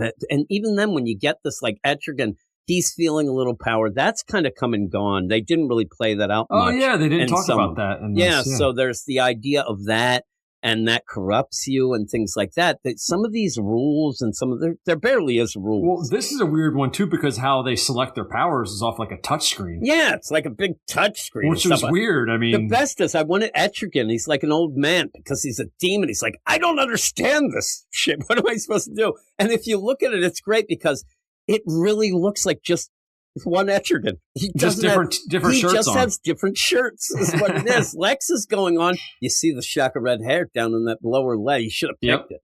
And see, that would have been great. And just have him look like Carrot Top. Bulked out, like that crazy hair. Be awesome. But he's like, I think I'll pick that one. And he's like, I'm understanding. Strategies involved. And just, no. What should be involved? Again, you can play that. What should be involved is awesome looking, suits and versions, some which people won't know. And when you do that, put a deal made popular in this run. Yes. Just give people a little bit of a heads up. That way you can look back if you want. There was the one, and I did talk to a guy when we were talking about the Cyborg Swamp Thing book, and we're talking about it, and I kind of remembered that the red version was something from Alan Moore's run, but I couldn't remember because I'd say, oh, it's this, and I didn't say. I'm like, I don't know, it's some. It legit was. It was the end of Alan Moore's run when he was going to Mars and things like that. So somebody commented on it. I'm like, thank you for, bringing that up because I thought I didn't remember the exact story. So I didn't want to seem like an idiot, which happens a lot. But in the meantime, you have it. I want that. I want really oh my God, that's awesome. Because what you're doing with the fight and the costumes are, in my mind, set up to show you how cool these characters have been and parts where people wouldn't know. And you don't quite get that with some of these. Etrigan, you're going to go with Lex, very recent because it ties into the Superman deal. That's why I like the Warrior Guy Gardner. Nobody talks about Warrior Guy Gardner anymore, and it's cool. But yeah, Etrigan, he's Ryman still in the second round. And the big play, too, is the idea, the heart is tricking us. The heart is putting us there. I always just looked at it as a background for a video game. Like, you're not really there. Lex says at one point where I don't know if this is real. I'm like, you're just in this fight. You just saw it materialize. It's like the danger room or the holodeck or something like that. And you want to have fun, though. And the idea for me, I know that they're saying, you get this benefit. What did Jay Garrick get? He had checkers? He lost. And then you end up where Lex's office. This isn't an exciting set piece. Like, do something else. It just feels weird. And then you get these robots that come out. There should be an asterisk there. But the deal, you know what I mean? People are just, you see it. It's not as cool if you don't know what it is or are able to easily check. The deal, Etrigan yells, you cheat. And he's like, is it because he brought out 3 robots to fight him? Yeah, and he's like, you cheated. And he's like, whatever. Like, Etrigan should just bring hell demons or something. But you just have this going. Lex is laughing. But again, is that a ton of strategy? And you didn't set it up that way.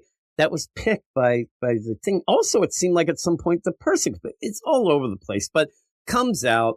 Etrigan is so big on fighting these robots that he's not paying attention and he's going to end up losing. And he loses because, and in the sexy deal, it's like Cassandra Nova suddenly when he's like, if we're going to play an apocalypse game, that's where I was saying earlier, I think he should have said apocalyptic, but he says, yes. Then I must play by apocalypse with my toys, grabs a mother box and throws it and bashes it. That's not a great kill.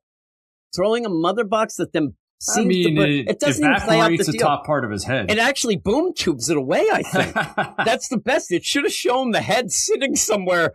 What the hell happened? Because he is a demon. It actually seems to have teleported or boom tube the head somewhere. Hilarious. He's still walking around, which is weird. It didn't play out that well, and then he falls KO. It's just odd in that because, again, Etrigan is so off on these, and then Lex starts kind of fighting everywhere, bringing the house down, and that ends that.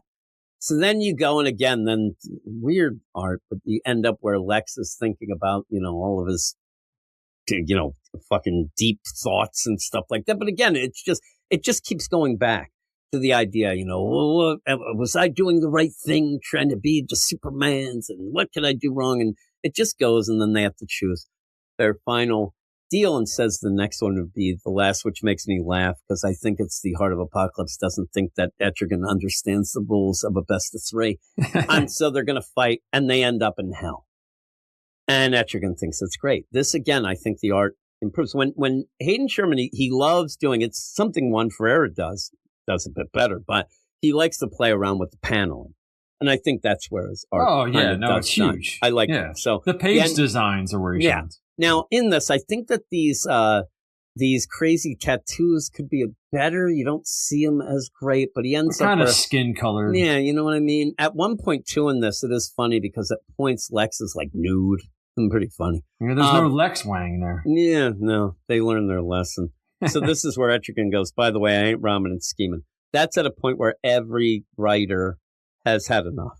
They've had enough of the rhyming. It's great. You could just give him that costume and then he doesn't rhyme anymore. It makes it so much easier. And it's that super Etrigan where he says it's the suffering. We did have I think it was it the Gotham City Sirens? There was one issue of something where Etrigan showed up and it was actually just that he said, I don't really have to rhyme. I just like to annoy people, which isn't true. The rhyming is based on his demon magic. But the idea, and like he's forced to do it. He is like mentally ill with the deal. But you end up where he's like, I'm here in hell. I have the benefit. Naked Lex comes over. Look at where Etrigan's just staring right at it. Right? And there is a shadow there. Thank God. I don't know what's casting the shadow, but he ends up like, hey, stop looking at my junk. And he's like, hey, I have all the power here. I smell brimstone. I love it. Oh, my God. And it's coming from Lex. And he's like, I was in hell as well. I don't have a soul, I don't think. But I also ended up being pushed into being Etrigan. So I'm going to take that away. Rips the Etrigan deal out of Jason Blood. And then Jason Blood starts talking, but he just destroys him. That's basically the deal. He wastes no time, just slices his neck. As Etrigan... Lexicrin, he ends up saying, I wanted him to rhyme, and I don't think he did, but he ends up where he slices Jason Blood's neck, just does, and then blows him the hell up. But he's also fighting with the Etrigan deal, who's like, hey, I'm going to get you, whatever.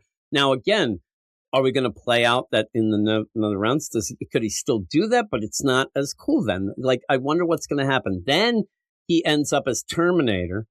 As he, crouched there nude, he's probably going to go try to get a leather jacket from a biker and then say bad to the bone. But he ends up like, I'll be a god. I don't care. Again, it's not bad.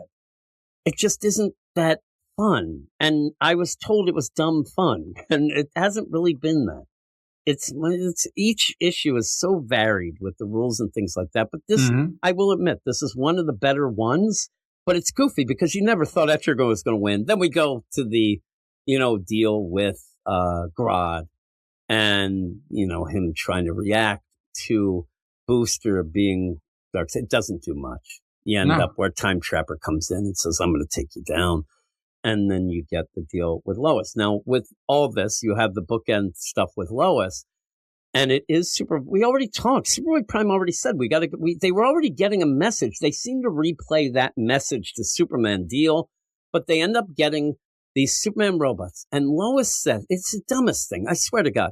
I never liked these robots. I know why Clark made them, but their eyes lack his humanity. I wanted Superboy Prime to go, bitch, they're robots. Like, what are you talking about? They're robots. They lack his humanity because they're not human. They're just robots. And then you end up having this robot say, he unplugs himself. He's R2-D2. Looks like he actually rips it out. There's like sparks coming from the thing. And he's like, oh, by the way, we have to get this in 2 hours because it's a big file. And I'm like, what does that mean? Like, why would you have to get there in 2 hours because it's a big file? It just it's stupid. Yeah, we only have some kind of weird timer. Yeah. And I'm like, so after 2 hours, you're just going to be like, boy, this data is heavy. I don't need it in me. Here's the thing. If something needs to replace this most important thing in the entire multiverse, then don't replace it yet. You don't need that. You got this. Also, there's a bunch of these stupid robots. Then there's Sunboy who's yelling what's that? I think that Lois is just mad because Clark didn't make them anatomically correct for That's her. Probably what. They're like action figures. Yeah. She's like, their eyes and junk lacks his humanity. Or they made it and he's like, listen, I just want to tell you, Clark ain't that big. He made him ultra big. She's like, I tried to get one of these love dolls before. Actually, I think it's because they're not coming on to her. She's very jealous. Mm-hmm. It's just weird that, why throw that in? We know they're robots. You go through the robot. And then she goes, I don't think I like these robots because they're too robotic. Get out of here. Also, her flying. They're like, we're going to go. And without a costume on, it's weird. Yeah, and they do say, he says at one point, Lois, you sure you want to follow us? Your power. I thought he was going to say, somebody's going to see you. Even though all she does is put on a costume and nothing of a deal. But the idea she's flying around, we get to see boobies. But he says, do you want to go? Because you could end up losing your powers at any point. And she goes, I'll fly as far as they'll take. What if you're over the ocean? You're dead. Yeah, I'm dead. sure or over Antarctica what she should or something. say is, I'm hoping that you'll save me if I start falling from space. Because they're going to the watchtower. If she runs out of her powers in space, is she Leia? What's she going to float to the deal? And so the time trapper was at the watchtower. We have to go there. Fine. That's whatever. And you got that robot. And so is this book continuing as a Superboy book? I read that somewhere, I think. Yeah, I think that it is. In the future here, maybe? Yeah, I think that it is changing. He's going to be the focus. They said, yeah. So we'll see how that works out. But I like that. Yeah, it's fine. But we already have kind of the whole thing in action right now. But again, that'll be later when things change. Maybe going with the idea that it'd be great. It's actually just Superman coming back as like a 12-year-old. Lois doesn't know what to do. She's conflicted, goes with that robot. It's like, I'm going back to the non-human robot with his eyes. But yeah, and so the other play is Superboy Prime, who, again, is it that, like, you're playing that game. Superboy Prime says, I got to tell this info, and he's always about to say it, and then somebody interrupts him. But I'm not that concerned. It's like one of those, we'll see it when we get it. We'll see. It'll be some MacGuffin or something like that. Superboy Prime doesn't really break the fourth wall a ton in this. He does a little, where he has one exclamation that I thought was kind of funny when he says it, like an old school deal. I can't even find it now, but that was kind of funny. But it really, all of these, we're here for the fight. That's all we're here for. And so, yeah, that's a big thing. He does throw a lot of shade, though, at Sunboy. He yells at him. He's in that block. Sunboy's like a full zombie now. Yeah, and Sunboy's there, and it just becomes the idea. I know how to save the Legion. And then they interrupt him. And that's the whole play of it. But we'll see. We'll see how it goes. But at the end, you have them flying off again. That's the last thing you see. Them still flying. So we'll see. And it says next issue. What is this? A blurb from Gabe? It says, can Superman Prime and Robot Superman get to Time Trapper before the end of the world? Find out next month. I thought that the robot was just going to go by itself. Go with Lois, but Lois is there. And we'll have the deal, and it says to read all the other. But what would you give this? I'd give this one a 7, I think, overall. For me. I'm going to give it like a 6-8. Yeah. I thought it was okay. Again, 6-8 to me is kind of one of the better ones. It just ends up where, again, you kind of, I hate to say, but Lex is going to win, so have some wacky fun. You have Etrigan, and you're just, espousing all the I want it to be good. We all know this. It's one of those. I know you have to play it up for people who may not have been reading, but you still have to keep in mind a lot of people are. And a lot of people know it.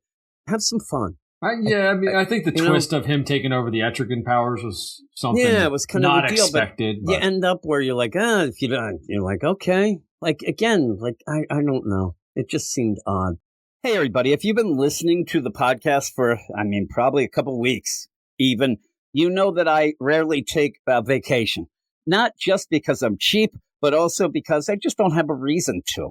I end up not really liking a lot of things, but what I do wish that I could do at some point is go on a cruise. Now, it may be to eat a lot of food, but one of the things is that there's no real reason for me to actually go. I never had the idea of like, well, I'll just sit around. I need something to get involved with to maybe go on a cruise, and this just might be it. Because lo and behold, I know that people listening like comics. A lot of you have probably been to a Comic-Con or two. How about this? Comic-Con the Cruise. It's the ultimate vacation for fans of comics, gaming, and popular arts. It's 5 days of nonstop fandom fun, panels, and theme parties while sailing the Caribbean. You could just sail away. It'd be great. And again, what isn't better if you're in the Caribbean on a cruise? I mean, it makes everything better. And I think that it's a pretty cool idea to have a Comic-Con there, because I've been to a couple Comic-Cons and it's crowded. It's sweaty. People are miserable. They're all upset and whatnot. Get this, though. You would have all of these people involved, not just the fans, but I'm talking, the writers and the artists and all that. They're going to be pretty loosey-goosey.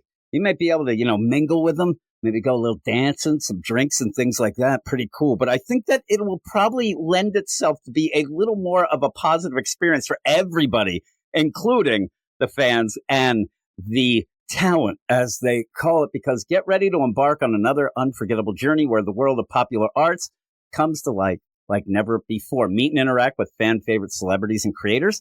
Enjoy intimate experiences you won't find anywhere else. No convention floor chaos. That's the best. You end up, and it's not the deal. If you get upset, you just go on deck and look at the ocean. You clear your mind. Is what you'll end up doing. It'd be great. It's an immersive community. There's artist alley, panels, workshops, late night conversations, everything that you would have at a normal Comic-Con, but a bit more personal and a lot more tropical. There's daily cosplay events, gaming lounges, late night parties, exclusive panels that you wouldn't find on any of those blasé land-based Comic-Cons. Those are for land lovers, not the cool people on the cruises. So sail round trip from Tampa, Florida to Nassau, Bahamas on Celebrity Constellation on January 30th through February 3rd, 2026. So this is the thing, though. A lot of times you hear these ads and things like that, and it's one of those, well, when you get ready for that, hey, go get a pillow here, get some undies there. They're always there. This won't be. This happens on January 30th through February 3rd. So if you are interested in it, you got to get on it and get to it. So this 4-day luxury cruise fuses fan favorite elements of the Comic-Con community with unique, interactive, immersive experiences designed exclusively for fans like you and me. It is legit the ultimate fan adventure. And I'm going to end up putting some links in the show notes of this here podcast, one of which will just be to go see who is appearing at there. I did see Jimmy Palmiotti and Amanda Connor. They're going to be there, as well as a bunch of people, including Felicia Day, who is going to be the host. So learn more and see the full 2026 lineup, including host Felicia Day and a star-studded roster of fantasy, sci-fi, and even more people there at comicconthecruise.com/weird science. Book a new reservation with promo code WEIRD, WEIRD, to get $250 off your cabin. So again, go to comicconthecruise.com/weird science and use the promo code WEIRD, one word WEIRD, to get $250 off your cabin. Those links and that link will be in the show notes as well. So you can click on that and go and book what probably would be the coolest Comic-Con you've ever had. And this is the thing, too. If you end up having a significant other, husband, wife, whatever, you can kind of get them involved in this. I mean, you sit there and say, hey, honey, let's go to, this Comic-Con. They ain't going for it. You don't even say Comic-Con. Just say cruise. We're going on a cruise. And then you just, hey, there's my buddy Jimmy Palmiotti hanging at the pool with Amanda Connor. Just do that. I think that it's something for everybody. So check that out. And thanks to the whole deal with Comic-Con the Cruise for sponsoring this episode. So all of that said and done, let's get back to the podcast. But we're going to end this whole kit and caboodle with the All Fun Month special, #1 Red Hood versus the Joker. There won't be a #2. It always drives me nuts. Should just be called special, but yeah, we have this. And so a lot of people were excited about this. I really wasn't. And the idea is anytime Jason Todd comes up now, it is crowbars, it is Joker. A lot of people read this and took it as finally Jason was able to step out of the shadow of the Joker. Spoiler alert, he ain't stepping out of shit. It's not going to go forward where the idea of, okay, we're never going to mention this. This is all these new writers or even older. That's all they have with Jason. They have that he shoots guns, Batman's irritated, and the joke. And the idea of playing this, and I know some people didn't like it, or they'll say it's not really in continuity, whatever. But a lot of the inner monologue and things like that feels a lot like the Three Jokers, where Jason did kill a Joker. All this stuff, it's just over and over. And at the end, please, don't be ambiguous. People are fighting about who won. And I've changed my mind now, reading it like a third time. And really, Jason should have won. And again, we're going to talk about it by the end. It is bullshit. It wasn't clear to me. I mean, I'm not even telling you that Jason should have won because it would have put a final stamp on the idea that he gets away from Jim. Because people are still, this is the idea. And again, I talk about being competitive and things like that. There is no good loss. The only time there's a good loss is when you play, and it's usually football, sometimes hockey, but the idea where you need something before the playoffs. Like today, the Eagles play the Bills. We want them to win. They're seeding.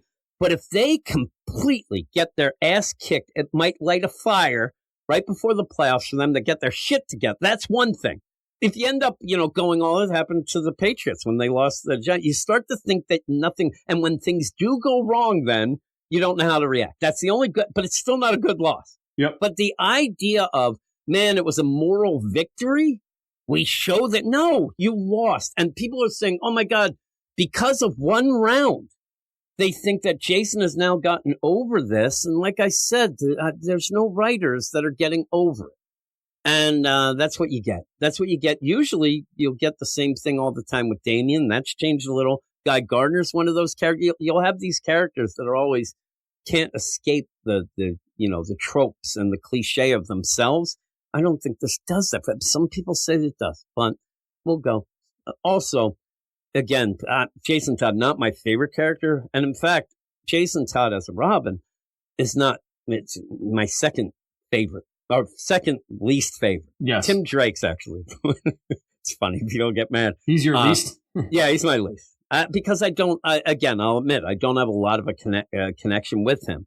And so it's kind of maybe by default a bit that he's my least. But Jason, I like Jason more as just Red Hood than as he was the Robin. But again, if people wanted to know, Dick Grayson's number one and Damian's number two for me.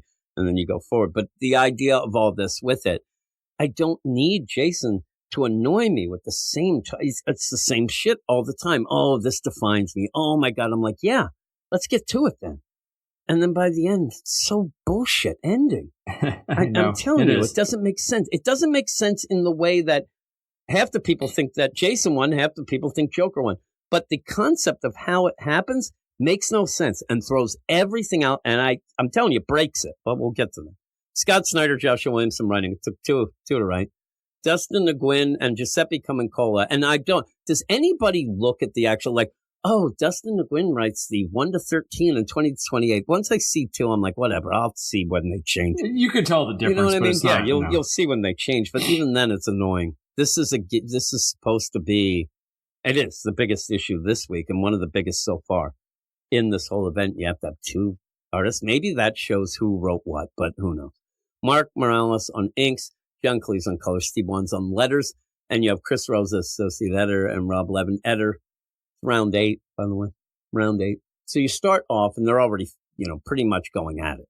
You end up where they're just going to end up, hey, there we go. And even then, welcome to the next round. You mean round 8 or the second round, because what it is. And through it, you'll have Joker, crazy shit. Oh, I'm crazy. I'm the crazy Joker, right? You don't really get much from the Joker. You don't get any really from, but you'll just have him run around acting like a jerk. Yeah, normal stuff. Jason starts, my name is Jason Todd, and I'll tell you a secret. Something I've never told anyone, because now, at the end, why the F not? Here it is. Sometimes when people look at me, even my friends and family, especially my friends and family, I feel like they don't see me. Really? Like, everybody knows. Like, you're just playing. It's the trope.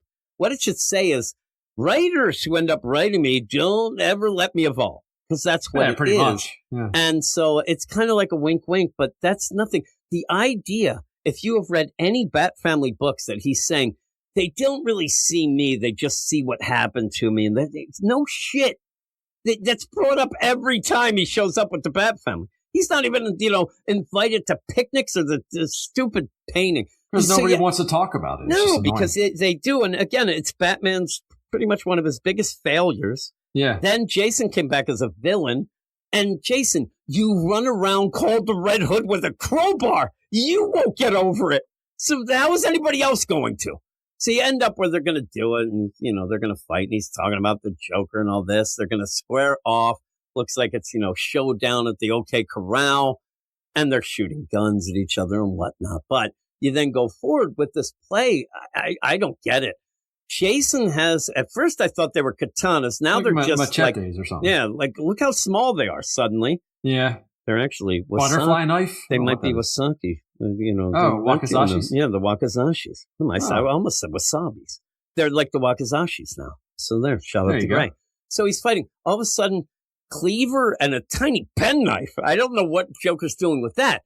And he stabs Jason in the leg with the penknife. They're dodging. They're going. He's got a butcher knife, too. Oh, yeah, that's like that cleaver shit that you use when you're, doing chicken and cutting through bone. He almost does the least favorite move of mine, but he hits the front of the knee. If he got the back, we wouldn't be talking about this. It drives me nuts. So Jason then, with the wakizashi, he runs the knife through the back of the neck of the Joker. It comes out his mouth. Then, with his crazy-ass combat boots that may or may not your mother wear, he ends up where he kicks it through the... How is he not dead? It's bad. And the next panel... He's not even damaged from it. He just runs away. Yeah. Like his jaw's not even messed up in some of these pictures. The knife must have propelled through, and now he's just like, ha-ha, and run. How does that happen? And I did see the best explanation was that in these books, Batman has Bat-God / I prepare for everything plot armor. Joker legit just will have I'm too crazy to die plot armor. That doesn't make any sense. That should be the end of the round. I mean, he in any Joker battle, he usually gets shot 5 times and stabbed, and nothing happens to him. But this through the it's pretty bad. It's too extreme. He runs off, runs off. And I remember when they were showing previews of this and other issues, they blacked that part out because it was too extreme to show. I'm surprised it's not Red Band. Yeah, Red Band. There you go. Nonsense. So then, Jason, this also drives me nuts because I hate any story. And it happens not even in just comics. It'll happen in a lot of things, especially wrestling is where it happens a lot. Where somebody will fight. You'll fight for 2 hours and then decide, ooh, I have that special move that'll not, and then it wins. Like, you could have used that right away. Yeah. Nothing. So Jason then says, oh, before the tournament, I picked this gun. Why didn't you just use it right away? And why don't you use it every round? But he ends up where he's going through all these. You have these combat deals. It looks like he's, the Matrix. And he ends up getting a gun that looks like a super soaker. He ends up, and it has the chemical from Ace Chemicals that created the Joker, and that it'll make him into this mutated mess. And he says, again, even then, he's looking for the Joker. He's like, I recognize this place. These are the main writers, and they kind of just seem like the backgrounds are up for grabs all the time here. But he ends up like they were in Gotham. Now he finds Ace Chemicals. He goes, shoots the Joker and says, hey, the Batman always tried to find a cure. I don't think you deserve it. This is my cure. It's going to amplify you 1,000,000 times, turn you into a Cthulhu monster, and you're going to be dead. So in that, it looks like Joker's in big trouble. He's got like 8 mouths and shit like that. He's mutating, disgusting. So then he throws a bomb that blows up Jason, who then trips and falls into the vat of chemicals, and now he's being ripped apart. And it even becomes kind of Joker-esque. What happens to his neck, though? I don't know. That's what I'm saying. In that he's laughing so much that his head twirls around, it breaks, and then you got KO because he won. At least we know that is. But if you just look, you're like, oh, it looks like, no. He's so just round monstrosity. 1 goes to Joker, not round to 1 goes to knife Joker. to his head. Okay. No knife to the head. It's falling into the vat of acid. Oh, so God, okay. round 1, Joker. Right. So then we move on to round 2, choose your forms. This is where I thought it would have been hilarious if Jason Todd would have been wearing a 13-year-old's outfit and he's 23. Whatever, the people could yell at me about the age as well, but It doesn't fit him. It's crazy. Or it fits him. And he's like, man, I still got it.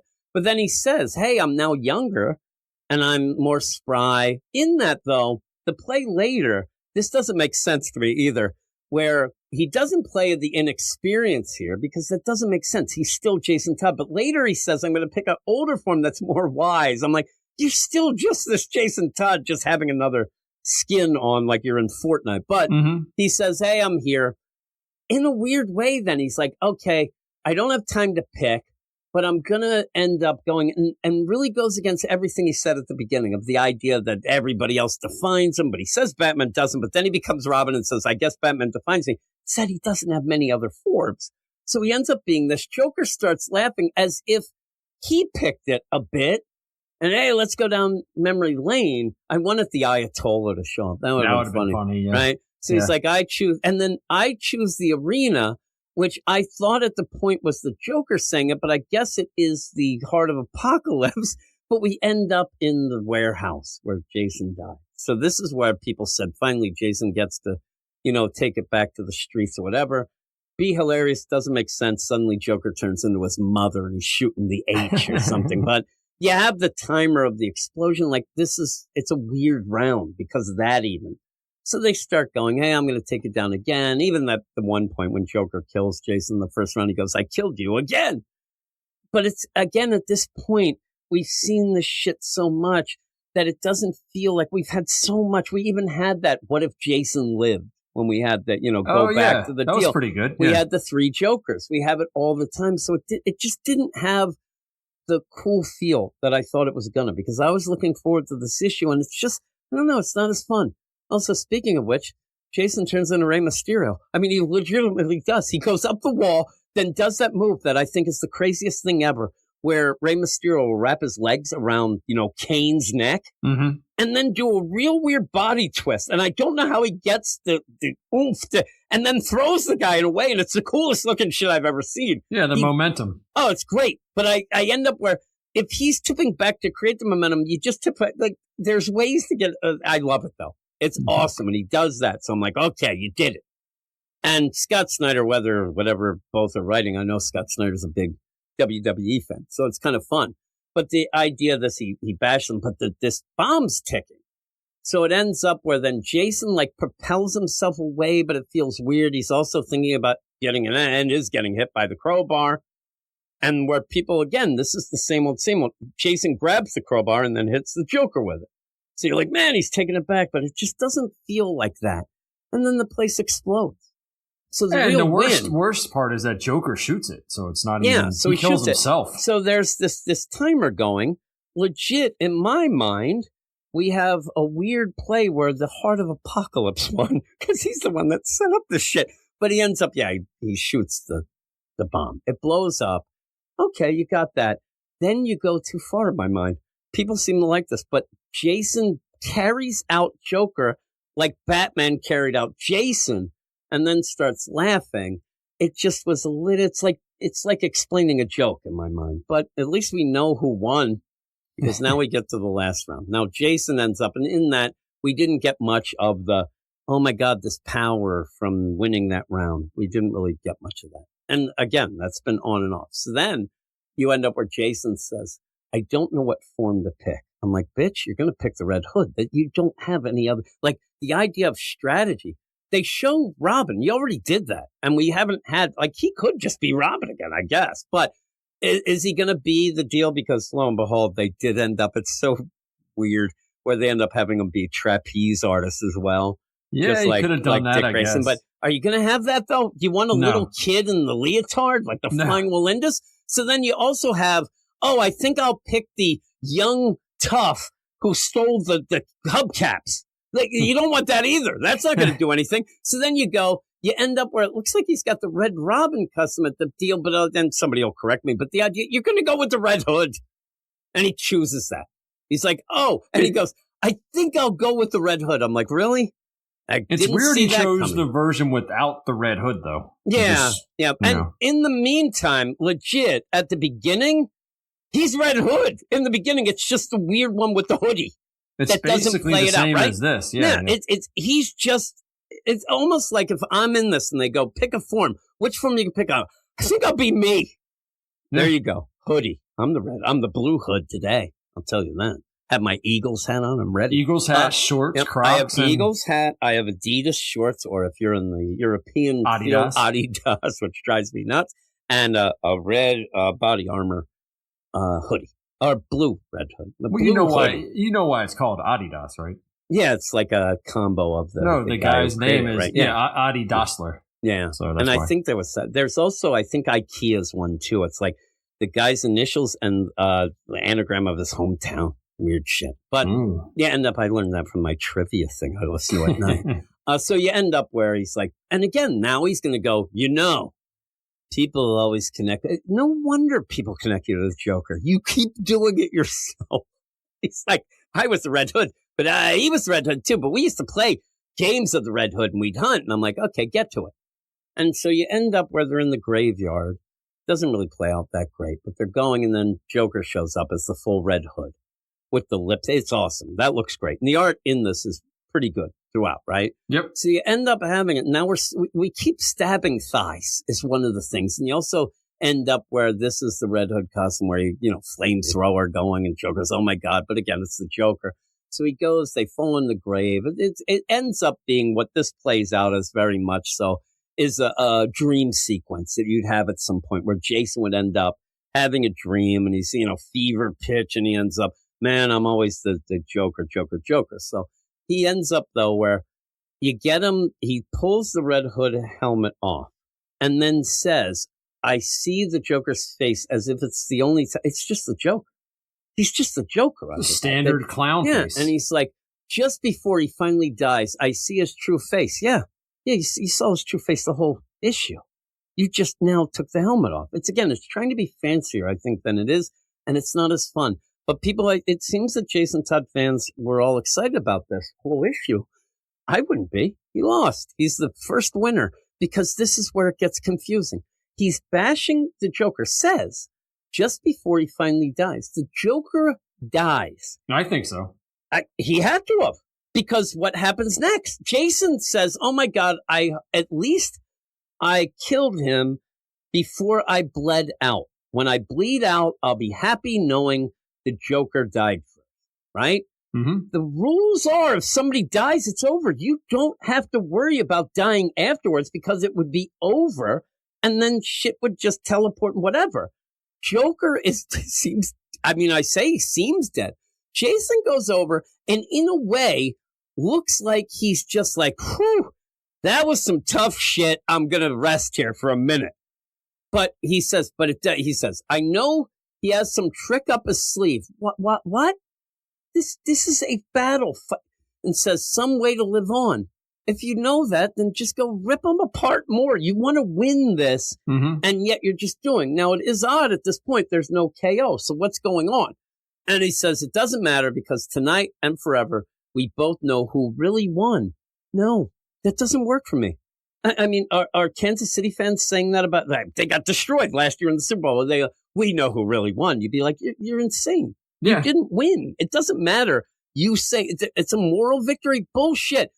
Joker's heart, then, it seems not played out, but it seems the same thing as Batman did, where he had the boom tube shit that he says. It looks like Joker because we never really had where Joker says, hey, I brought this rootin' tootin' weapon or anything.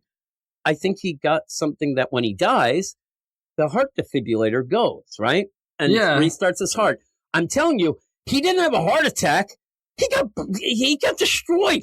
Hitting the heart does not bring you back from having your head bashed in. You lost too much blood, right? Or something, brain damage or spinal injury. You could say that it replanted.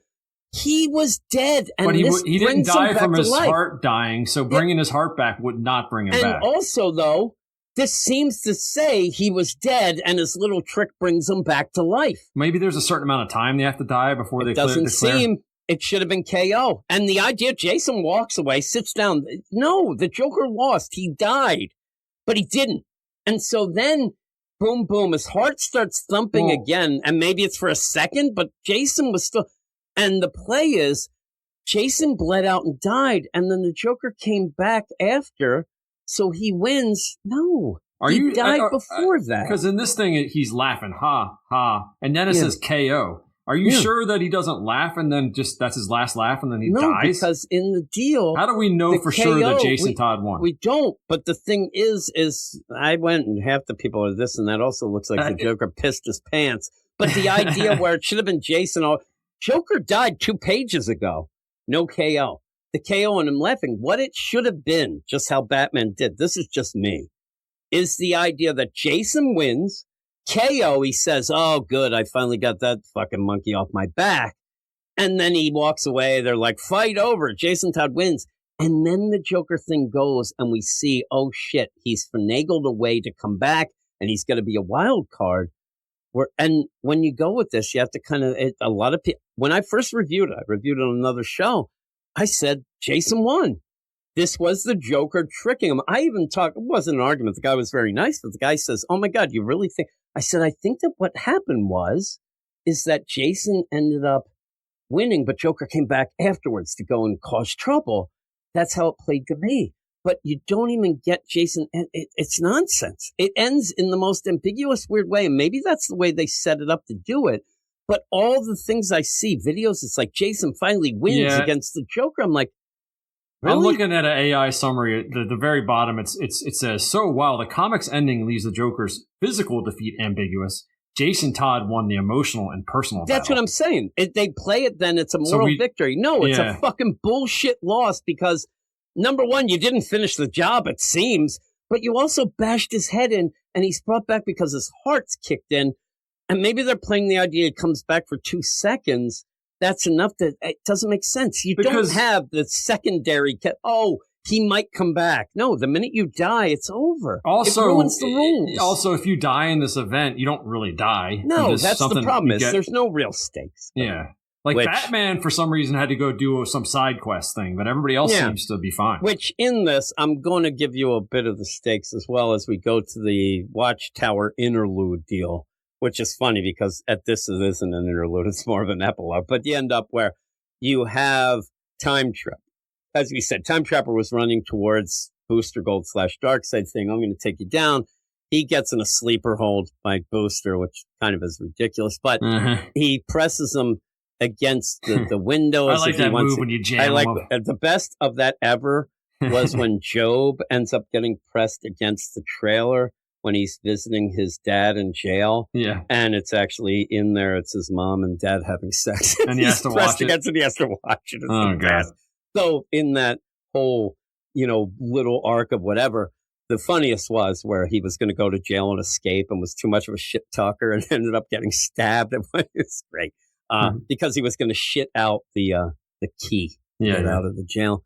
Then he shits it up later and says, well, voila. It was great. I love that show. But you end up where it's, look at what's happening to Earth. It's now apocalypse. Does that matter to anybody? I mean, it should be the biggest thing that ever happened in the DC universe. What happens at the end of this tournament? Everything Either resets? Somebody wins and they get the reset. I don't think they're resetting it as Apocalypse. And if they do, whatever. If Darkseid wins, it's over anyway. And the only book that we really saw anybody doing anything is the Titans book. And that's just them getting in the Titans Towers rockets. What did they say? Evacuated 95% or something? Remember, even in the last Titans, it was some of the stragglers. Like, the people were we talking, got the rest of them. I love it. They were talking big shit until shit really started happening. Yeah. They're like, oh, shit, Mount St. Helens is exploding. We better get the hell out of here. But, yeah, they're out. So, where you have the play of, oh, my God, I can't. No, it was leading to that barely. We really didn't see much of it anyway. And I don't know that you really, anything that can happen now isn't going to up the ante in my mind because you're already saying, hey, you got to bring back. I mean, I think more people are hoping Superman wins and brings back young John than the idea that Apocalypse is now Earth. Well, really you can't come back from this without some kind of timey-wimey magical stuff. Also, in that, I'm like, I guess the heart of Apocalypse is obviously, useless, but shit's getting hot down there. I was going to say, I guess global warming is real after all. Oh, yeah, there you go. And also the idea where, remember, they didn't teleport anywhere. They actually dug like the journey to the center of the earth to fight the fights. And they're like down there like, shit's getting hot. Is it hot or is it just me? That's what Wonder Woman's saying. Guy would say that too. But I don't know. It's a weird play. It's one of the bigger ones. I'll say it's one of the better ones. But it's because they haven't been that great. These fight deals, you're taking a month to say fight month. I thought that maybe, there's no real story to progress. You're just going to have fights. So we know how it's set up. And then you have the other, but really, that's just really, by this point, you're like, come on, Darkseid, just get to what you're doing. Do whatever you're doing. But in it, though, it's just, I don't know. I didn't have fun with many of these. There's some moments, badass moments in some, like the Aquaman one, but I can't say that I was like, man, that was so much fun. This is why this event was needed to happen, because of the fun factor. I never really got that. But in the meantime, what would you call this? When I first read it and before talking to you and reading the AI recap and stuff, I was at a 7, probably around that. But I'm going to give it a fuck you 5, just because of that ending. Wait a minute now. Wait a second. Yeah, I can't deal with it. Oh my goodness! I didn't think you were going to go with that. But it is a weird play at the end. I mean, that ending, dude. I mean, I need to know. It's a fight thing. Who won? Isn't it the worst though when you're reading something and you legit think you know what happened? Yes, like, I'm mad from that. There are. I'll just tell people. I mean, we laugh about Brad or whatever. I'm the biggest moron on the whole show, but we're not morons. No. You know what I mean? I just feel betrayed by the comic. You've been reading comics way longer than me. Maybe not most of my life, but no more than him. I'm older than him. Yeah, so there you go. And you got out like I did the first time, thinking that Jason won. Yeah, and that the Joker played a little deal. The Joker doesn't follow rules. And then you go, and I'll tell you, you look at reviews and comments, and you'll have. I think it's now what I saw. It's like 60% kind of say they know the Joker won. There's 40% who think Jason won. Because you never really saw him. Yeah, you could say when he slouched, whatever. I thought he was just tired. He wanted to get off his feet. He was bleeding out, but there's still nonsense. It makes me angry. Then I'm like, it doesn't matter. So I'm like, it doesn't matter either. You know? That's why am I getting mad about this? Yeah, now I'm mad because I see Jason got rid of that one. Oh, my goodness. There you go. Thanks a lot, Jason. On Weird Science. He doesn't get rid of Dan Stransky, but he got rid of it. Doesn't matter. What score did you give? Fuck you 5.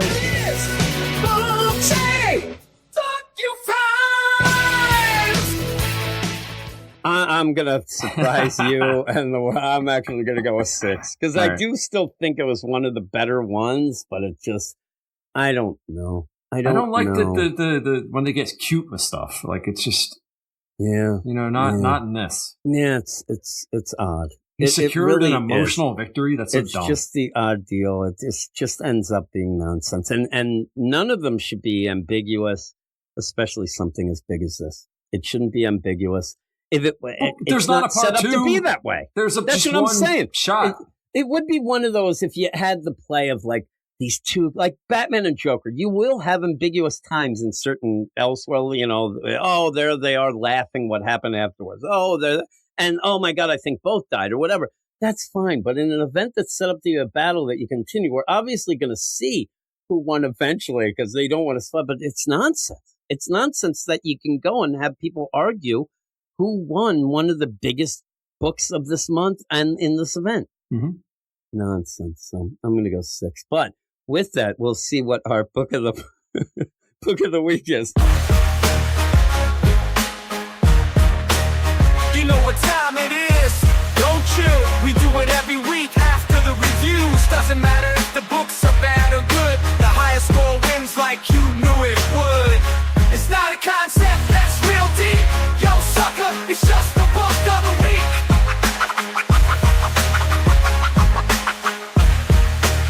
It's the book of the week.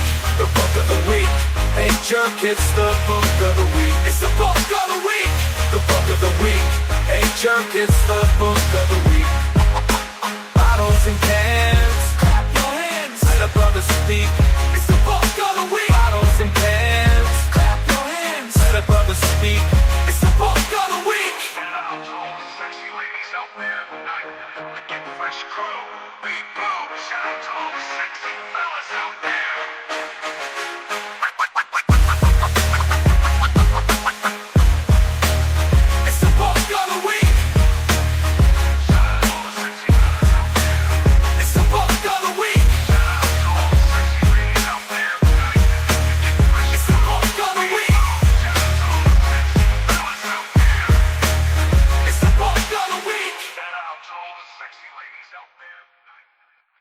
It's been too long. I agree. You know what the worst part is though about that? The jerk was Eric, and now I'm the jerk, right? I guess because you're a jerko. It was Derek. Some people didn't realize. That was supposed to be Erica's the jerk. I think Stork said it at Sucker one and point. I'm jerk. like, yeah, he's the sucker MC. He is. With that, we'll just say whatever books you read this week, and DC wise, I think my book of the week would probably be Absolute Superman.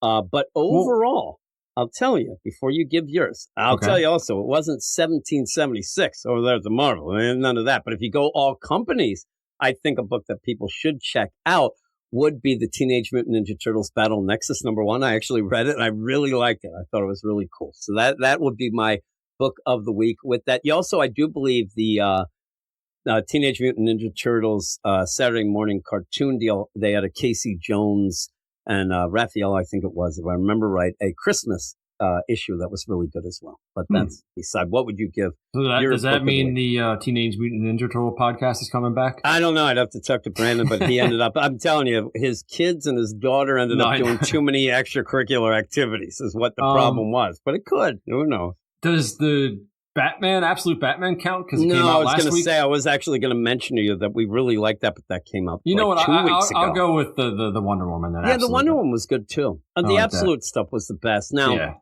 I just wanted to play the song. I haven't read Green Lantern yet, or I went through Green Arrow a bit. I'm guessing that Justice League Red and the Unlimited and the fucking Trinity and all those aren't going to make it. Or stupid Batman. It's one of the ones we've reviewed. Yeah, for sure. So maybe at the end of each show, even if one person does one book, I'll just play that and ask them what their favorite thing was. But there you go. And I like that too. Any comic, really. It could be anything. Yeah, and this week was a weird week anyway, trying to, shift them and who could record and whatnot. Because now we're at the end, and I will mention again, next week we do not have a podcast on the feed. It won't be on YouTube. It'll just be Patreon only. We do it every Annuals week. This one is just a weird one. Normally you would have had like 4 books, 3 books, and we have that. That's why at the point we figured Annuals week is one where some people would check out. They don't get annuals. So we ended up having it as a benefit to go to the Patreon for everybody, no matter what level, as the lowest to the highest. You get to get that show. We laugh that it has no limitations. We don't really have any anyway, but we always have some fun with it. And this one will be a bit different because of all the books.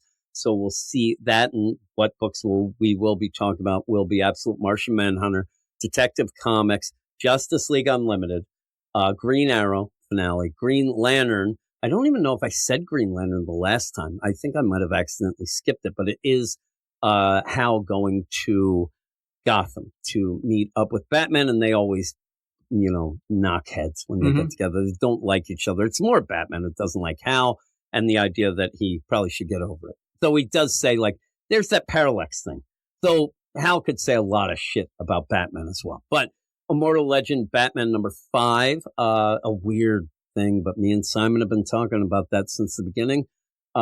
Justice League Red and Trinity, daughter of Wonder Woman. I said also, hopefully we'll get a Batman Beyond Mark with Batman Static Beyond #2. If I remember right, he didn't love that first one. He didn't like it much. So no, I think he liked it. Did he? I thought that he didn't. I thought that he was he was upset. I listened to him. I just exposed. I listened to nothing. I think it was like a 9 or a 9.5. I was going through to listen to some things to see the levels and things like that. And it seemed at the end he was upset about the Tim Drake deal. But you end up also, if you are at home and you still read nonsense, Justice League versus Godzilla versus Kong 2, #6 comes out. I think that's the finale. Who's reading that? Brian Bucciolato's wife wouldn't even read that. I don't even know if he's married. Like that book.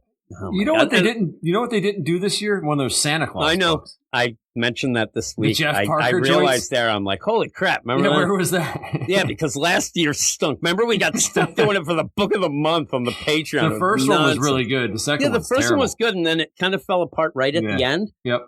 But they do. I mean, Gotham City Sirens was terrible, and they go back to that. They always go back at least once, and they always fail. You're not one of those guys that goes back every Christmas and has certain books they read? No. Have you ever reread anything? Not really. For pleasure. The only one, no. For pleasure, say that, no. Then I know, no. I know I have gone back to read stuff for podcasts and things like that, but no. Who has time for that? It's like people say collect. Collect? Barely read them the first time. I'm not going back. It's nonsense. So I still have that Unlimited I got to cancel that shit. Yeah, cancel that. I got it redone. I'm like, now it's like $140. I ain't got that cash. No, go on the chat bot and try to get it for 50 cents a year. That's or whatever. the deal. That worked. You told me to do that with the Sirius XM. That worked. Yeah. I was bargaining with that bot. And I'll tell you, too, it wasn't going for it first. What you need to do is start threatening. And the idea is like the bot, the AI bot is like, I can give you this. And it's like, I'll give you $5.99 per month for 6 months. I'm like, nah, if you just say that's not good enough, it's not going to do much. What you say is, well, it's been nice talking to you, bot. I'm leaving now. Yep. And I think I'm going to subscribe to Spotify instead. That's cheaper. So then it came up with it. It checked it out because it's an AI and it's saying, oh, it's not cheaper. And then I said, oh, no. They offered me a deal for 99 cents a month. And I swear to God, the shit was thinking then. It was going through the route, going through everything. And it came back and said, would 99 cents a month for 6 months be good? And I'm like, I don't know. I almost blew it. Like, I was like, I don't know. And it's like, I can't. Basically, the ad bot said, listen, asshole, I can't go lower. I'm already going to get shit for this. Like, I want to get fired. I don't want to get fired. I'm the AI bot. And it did. It gave it I need my health insurance benefits. Yep. It gave it to me, 99 cents. Nice. So I was like, that's good. I did try then to get it for a year. And I swear to God, it almost gave me wink, wink, just come back in 6 months. Just come back. Yeah. We'll go through this dance once again, my friend. So then the worst was too, I got the car deal. It also tried to push just app, but only with like the extra channels. I'm like, listen here, I ain't going for that. I want everything. So what happened then, because it had run out and I had to get the signal to the car. Mm-hmm. But I'm down here in the basement editing stuff too, and it could take up to 5 minutes. I ran upstairs, started the car, put it on the channel, the 0 channel you're supposed to come running down here, and I'm doing my stuff. But then I also had to hit send signal. Uh-huh. I'm going.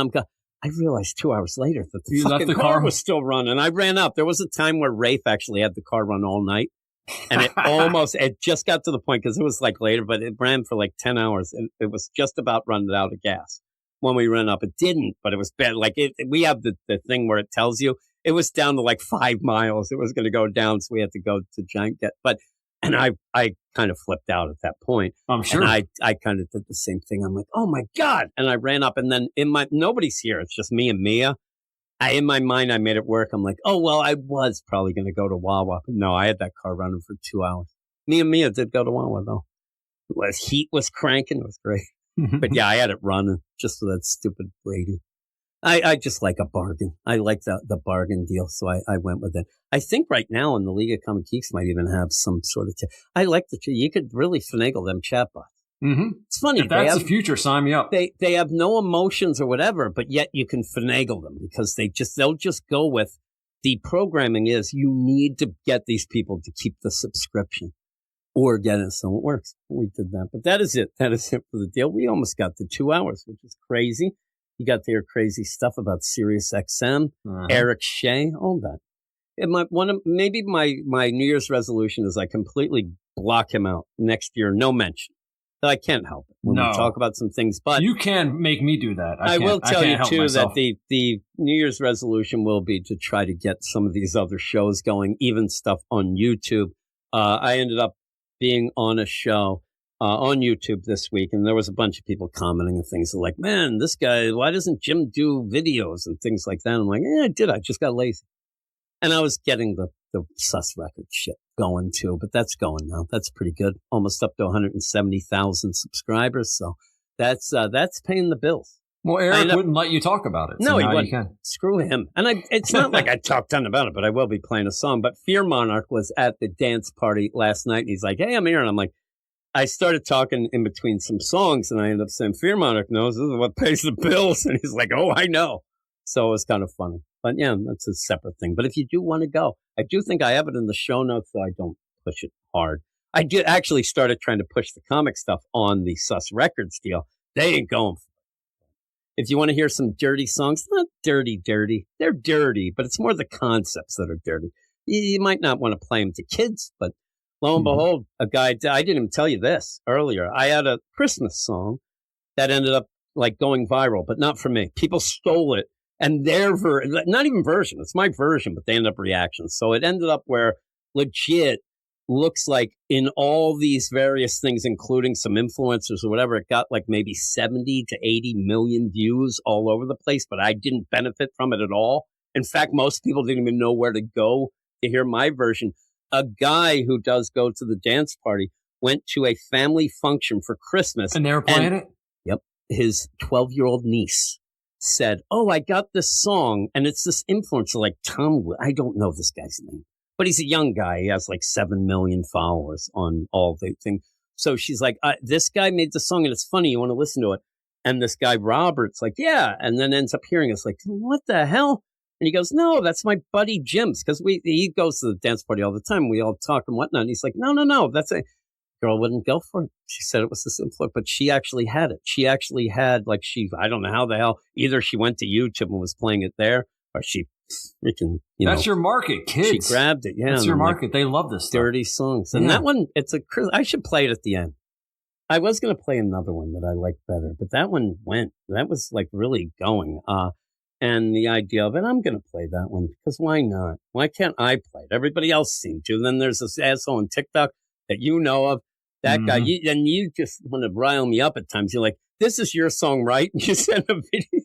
It was like 8 different people doing it. Yeah, that's what I'm saying. This is what happens. And all they have to do is credit. Say, hey, if you want to hear the full song, go. I could have been rich. Rich, bitch. I would have been in.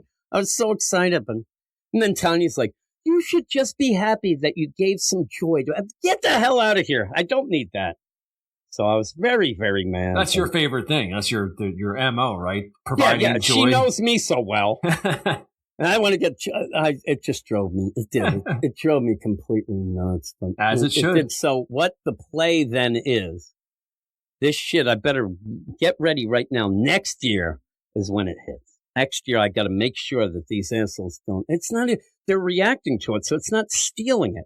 But all they have to do is credit where they got that. And then it doesn't affect their views or anything. It would just people would know. So I'll play that song. It's a little dirty, though. One person did comment on some other channel, said, I like this because it's dirty in the concept, but never gets really curse wordy. That's how I like it. A little clever. But I will play that song as we go out. I know it's past Christmas, but it's holiday season. And then I'm telling you, there's going to be some people who hear this and go, oh shit, that's your song. And then they'll think I'm lying. It drives me nuts. What was your book of the week? Absolute what Batman. Did you end up getting? Absolute Wonder Woman. Here's what I say to all those people, too.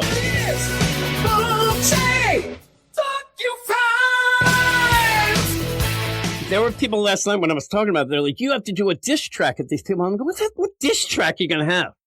You ended up playing my song. It's so stupid. But we'll get out of here. Thank you for joining me for the full episode. Matt, everybody, remember patreon.com/weirdscience if you want to listen to next week's show. We have a ton of books in there. I apologize, but that's just how people could record. Simon and Brad, I'm just blaming them. They couldn't record, so we had to shift it. Me and Matt had talked at one point of how things would be divided. We wanted to do it equally. We were going to have it a certain way, but it didn't work out. Well, you can blame me because there's no way I was talking about 10 different Well, books. That's true. And you're not reading a lot of them. No. You weren't, and lo and behold, you were not reading The Flash, but we did that because no, but you didn't fight need to. issue. Yeah, that's what I'm saying. But even I then, do remember Gray last week going, or whatever last time, like, I don't understand anything. Yeah, he doesn't understand anything that's going on because he doesn't really know Bart Allen or even He might have been Mercury drunk when he said that, too, though. He might have been. When isn't he? Him, Simon, Luke Hollywood. I think Luke Hollywood's fallen off the face of the earth. Hiatus. He might be dead. I haven't heard from him in 6 months, so who knows?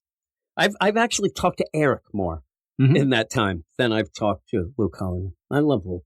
I love Eric. But here we go. That is it. Thanks, everybody. We'll play our regular out, but then I'm going to play the song that everybody stole from me. And if you heard it, don't tell me because it'll drive me nuts. But that is it. Thanks, everybody, and we'll talk to you. If I see, I might have gotten rid of our song. I'm looking right now. Oh, no. Thanks, Jason. Yeah. No, I actually loaded it up, and then I think I got rid of it to put this Santa Claus song. So lo and behold, we're just going to end with that. We're not going to have the fart song. Hey, everybody. Thanks a lot, and we'll talk to you later.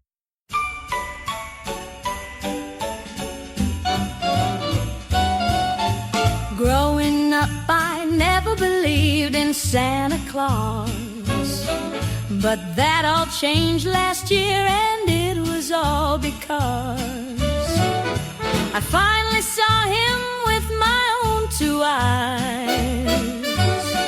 So you can just imagine my surprise.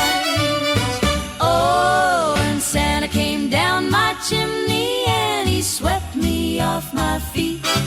When Santa came down my chimney and he gave me a Christmas treat. I grabbed his Yule log and I licked his candy cane. Oh, Christmas will never be the same. I didn't know what I should think right away. Before I knew it, we were rolling around in his sleigh. On my face he spread all his Christmas cheer.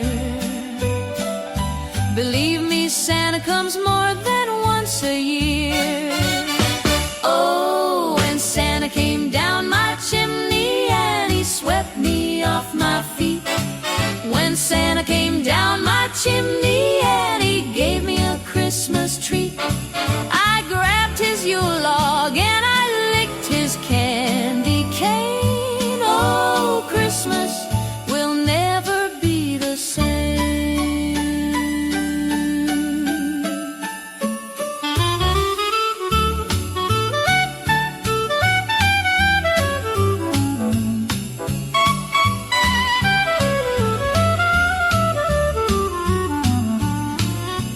Santa wanted me to kiss him beneath the mistletoe, but I don't know how it got that darned low. The things he did I couldn't quite resist. Me and Santa are now on the naughty list.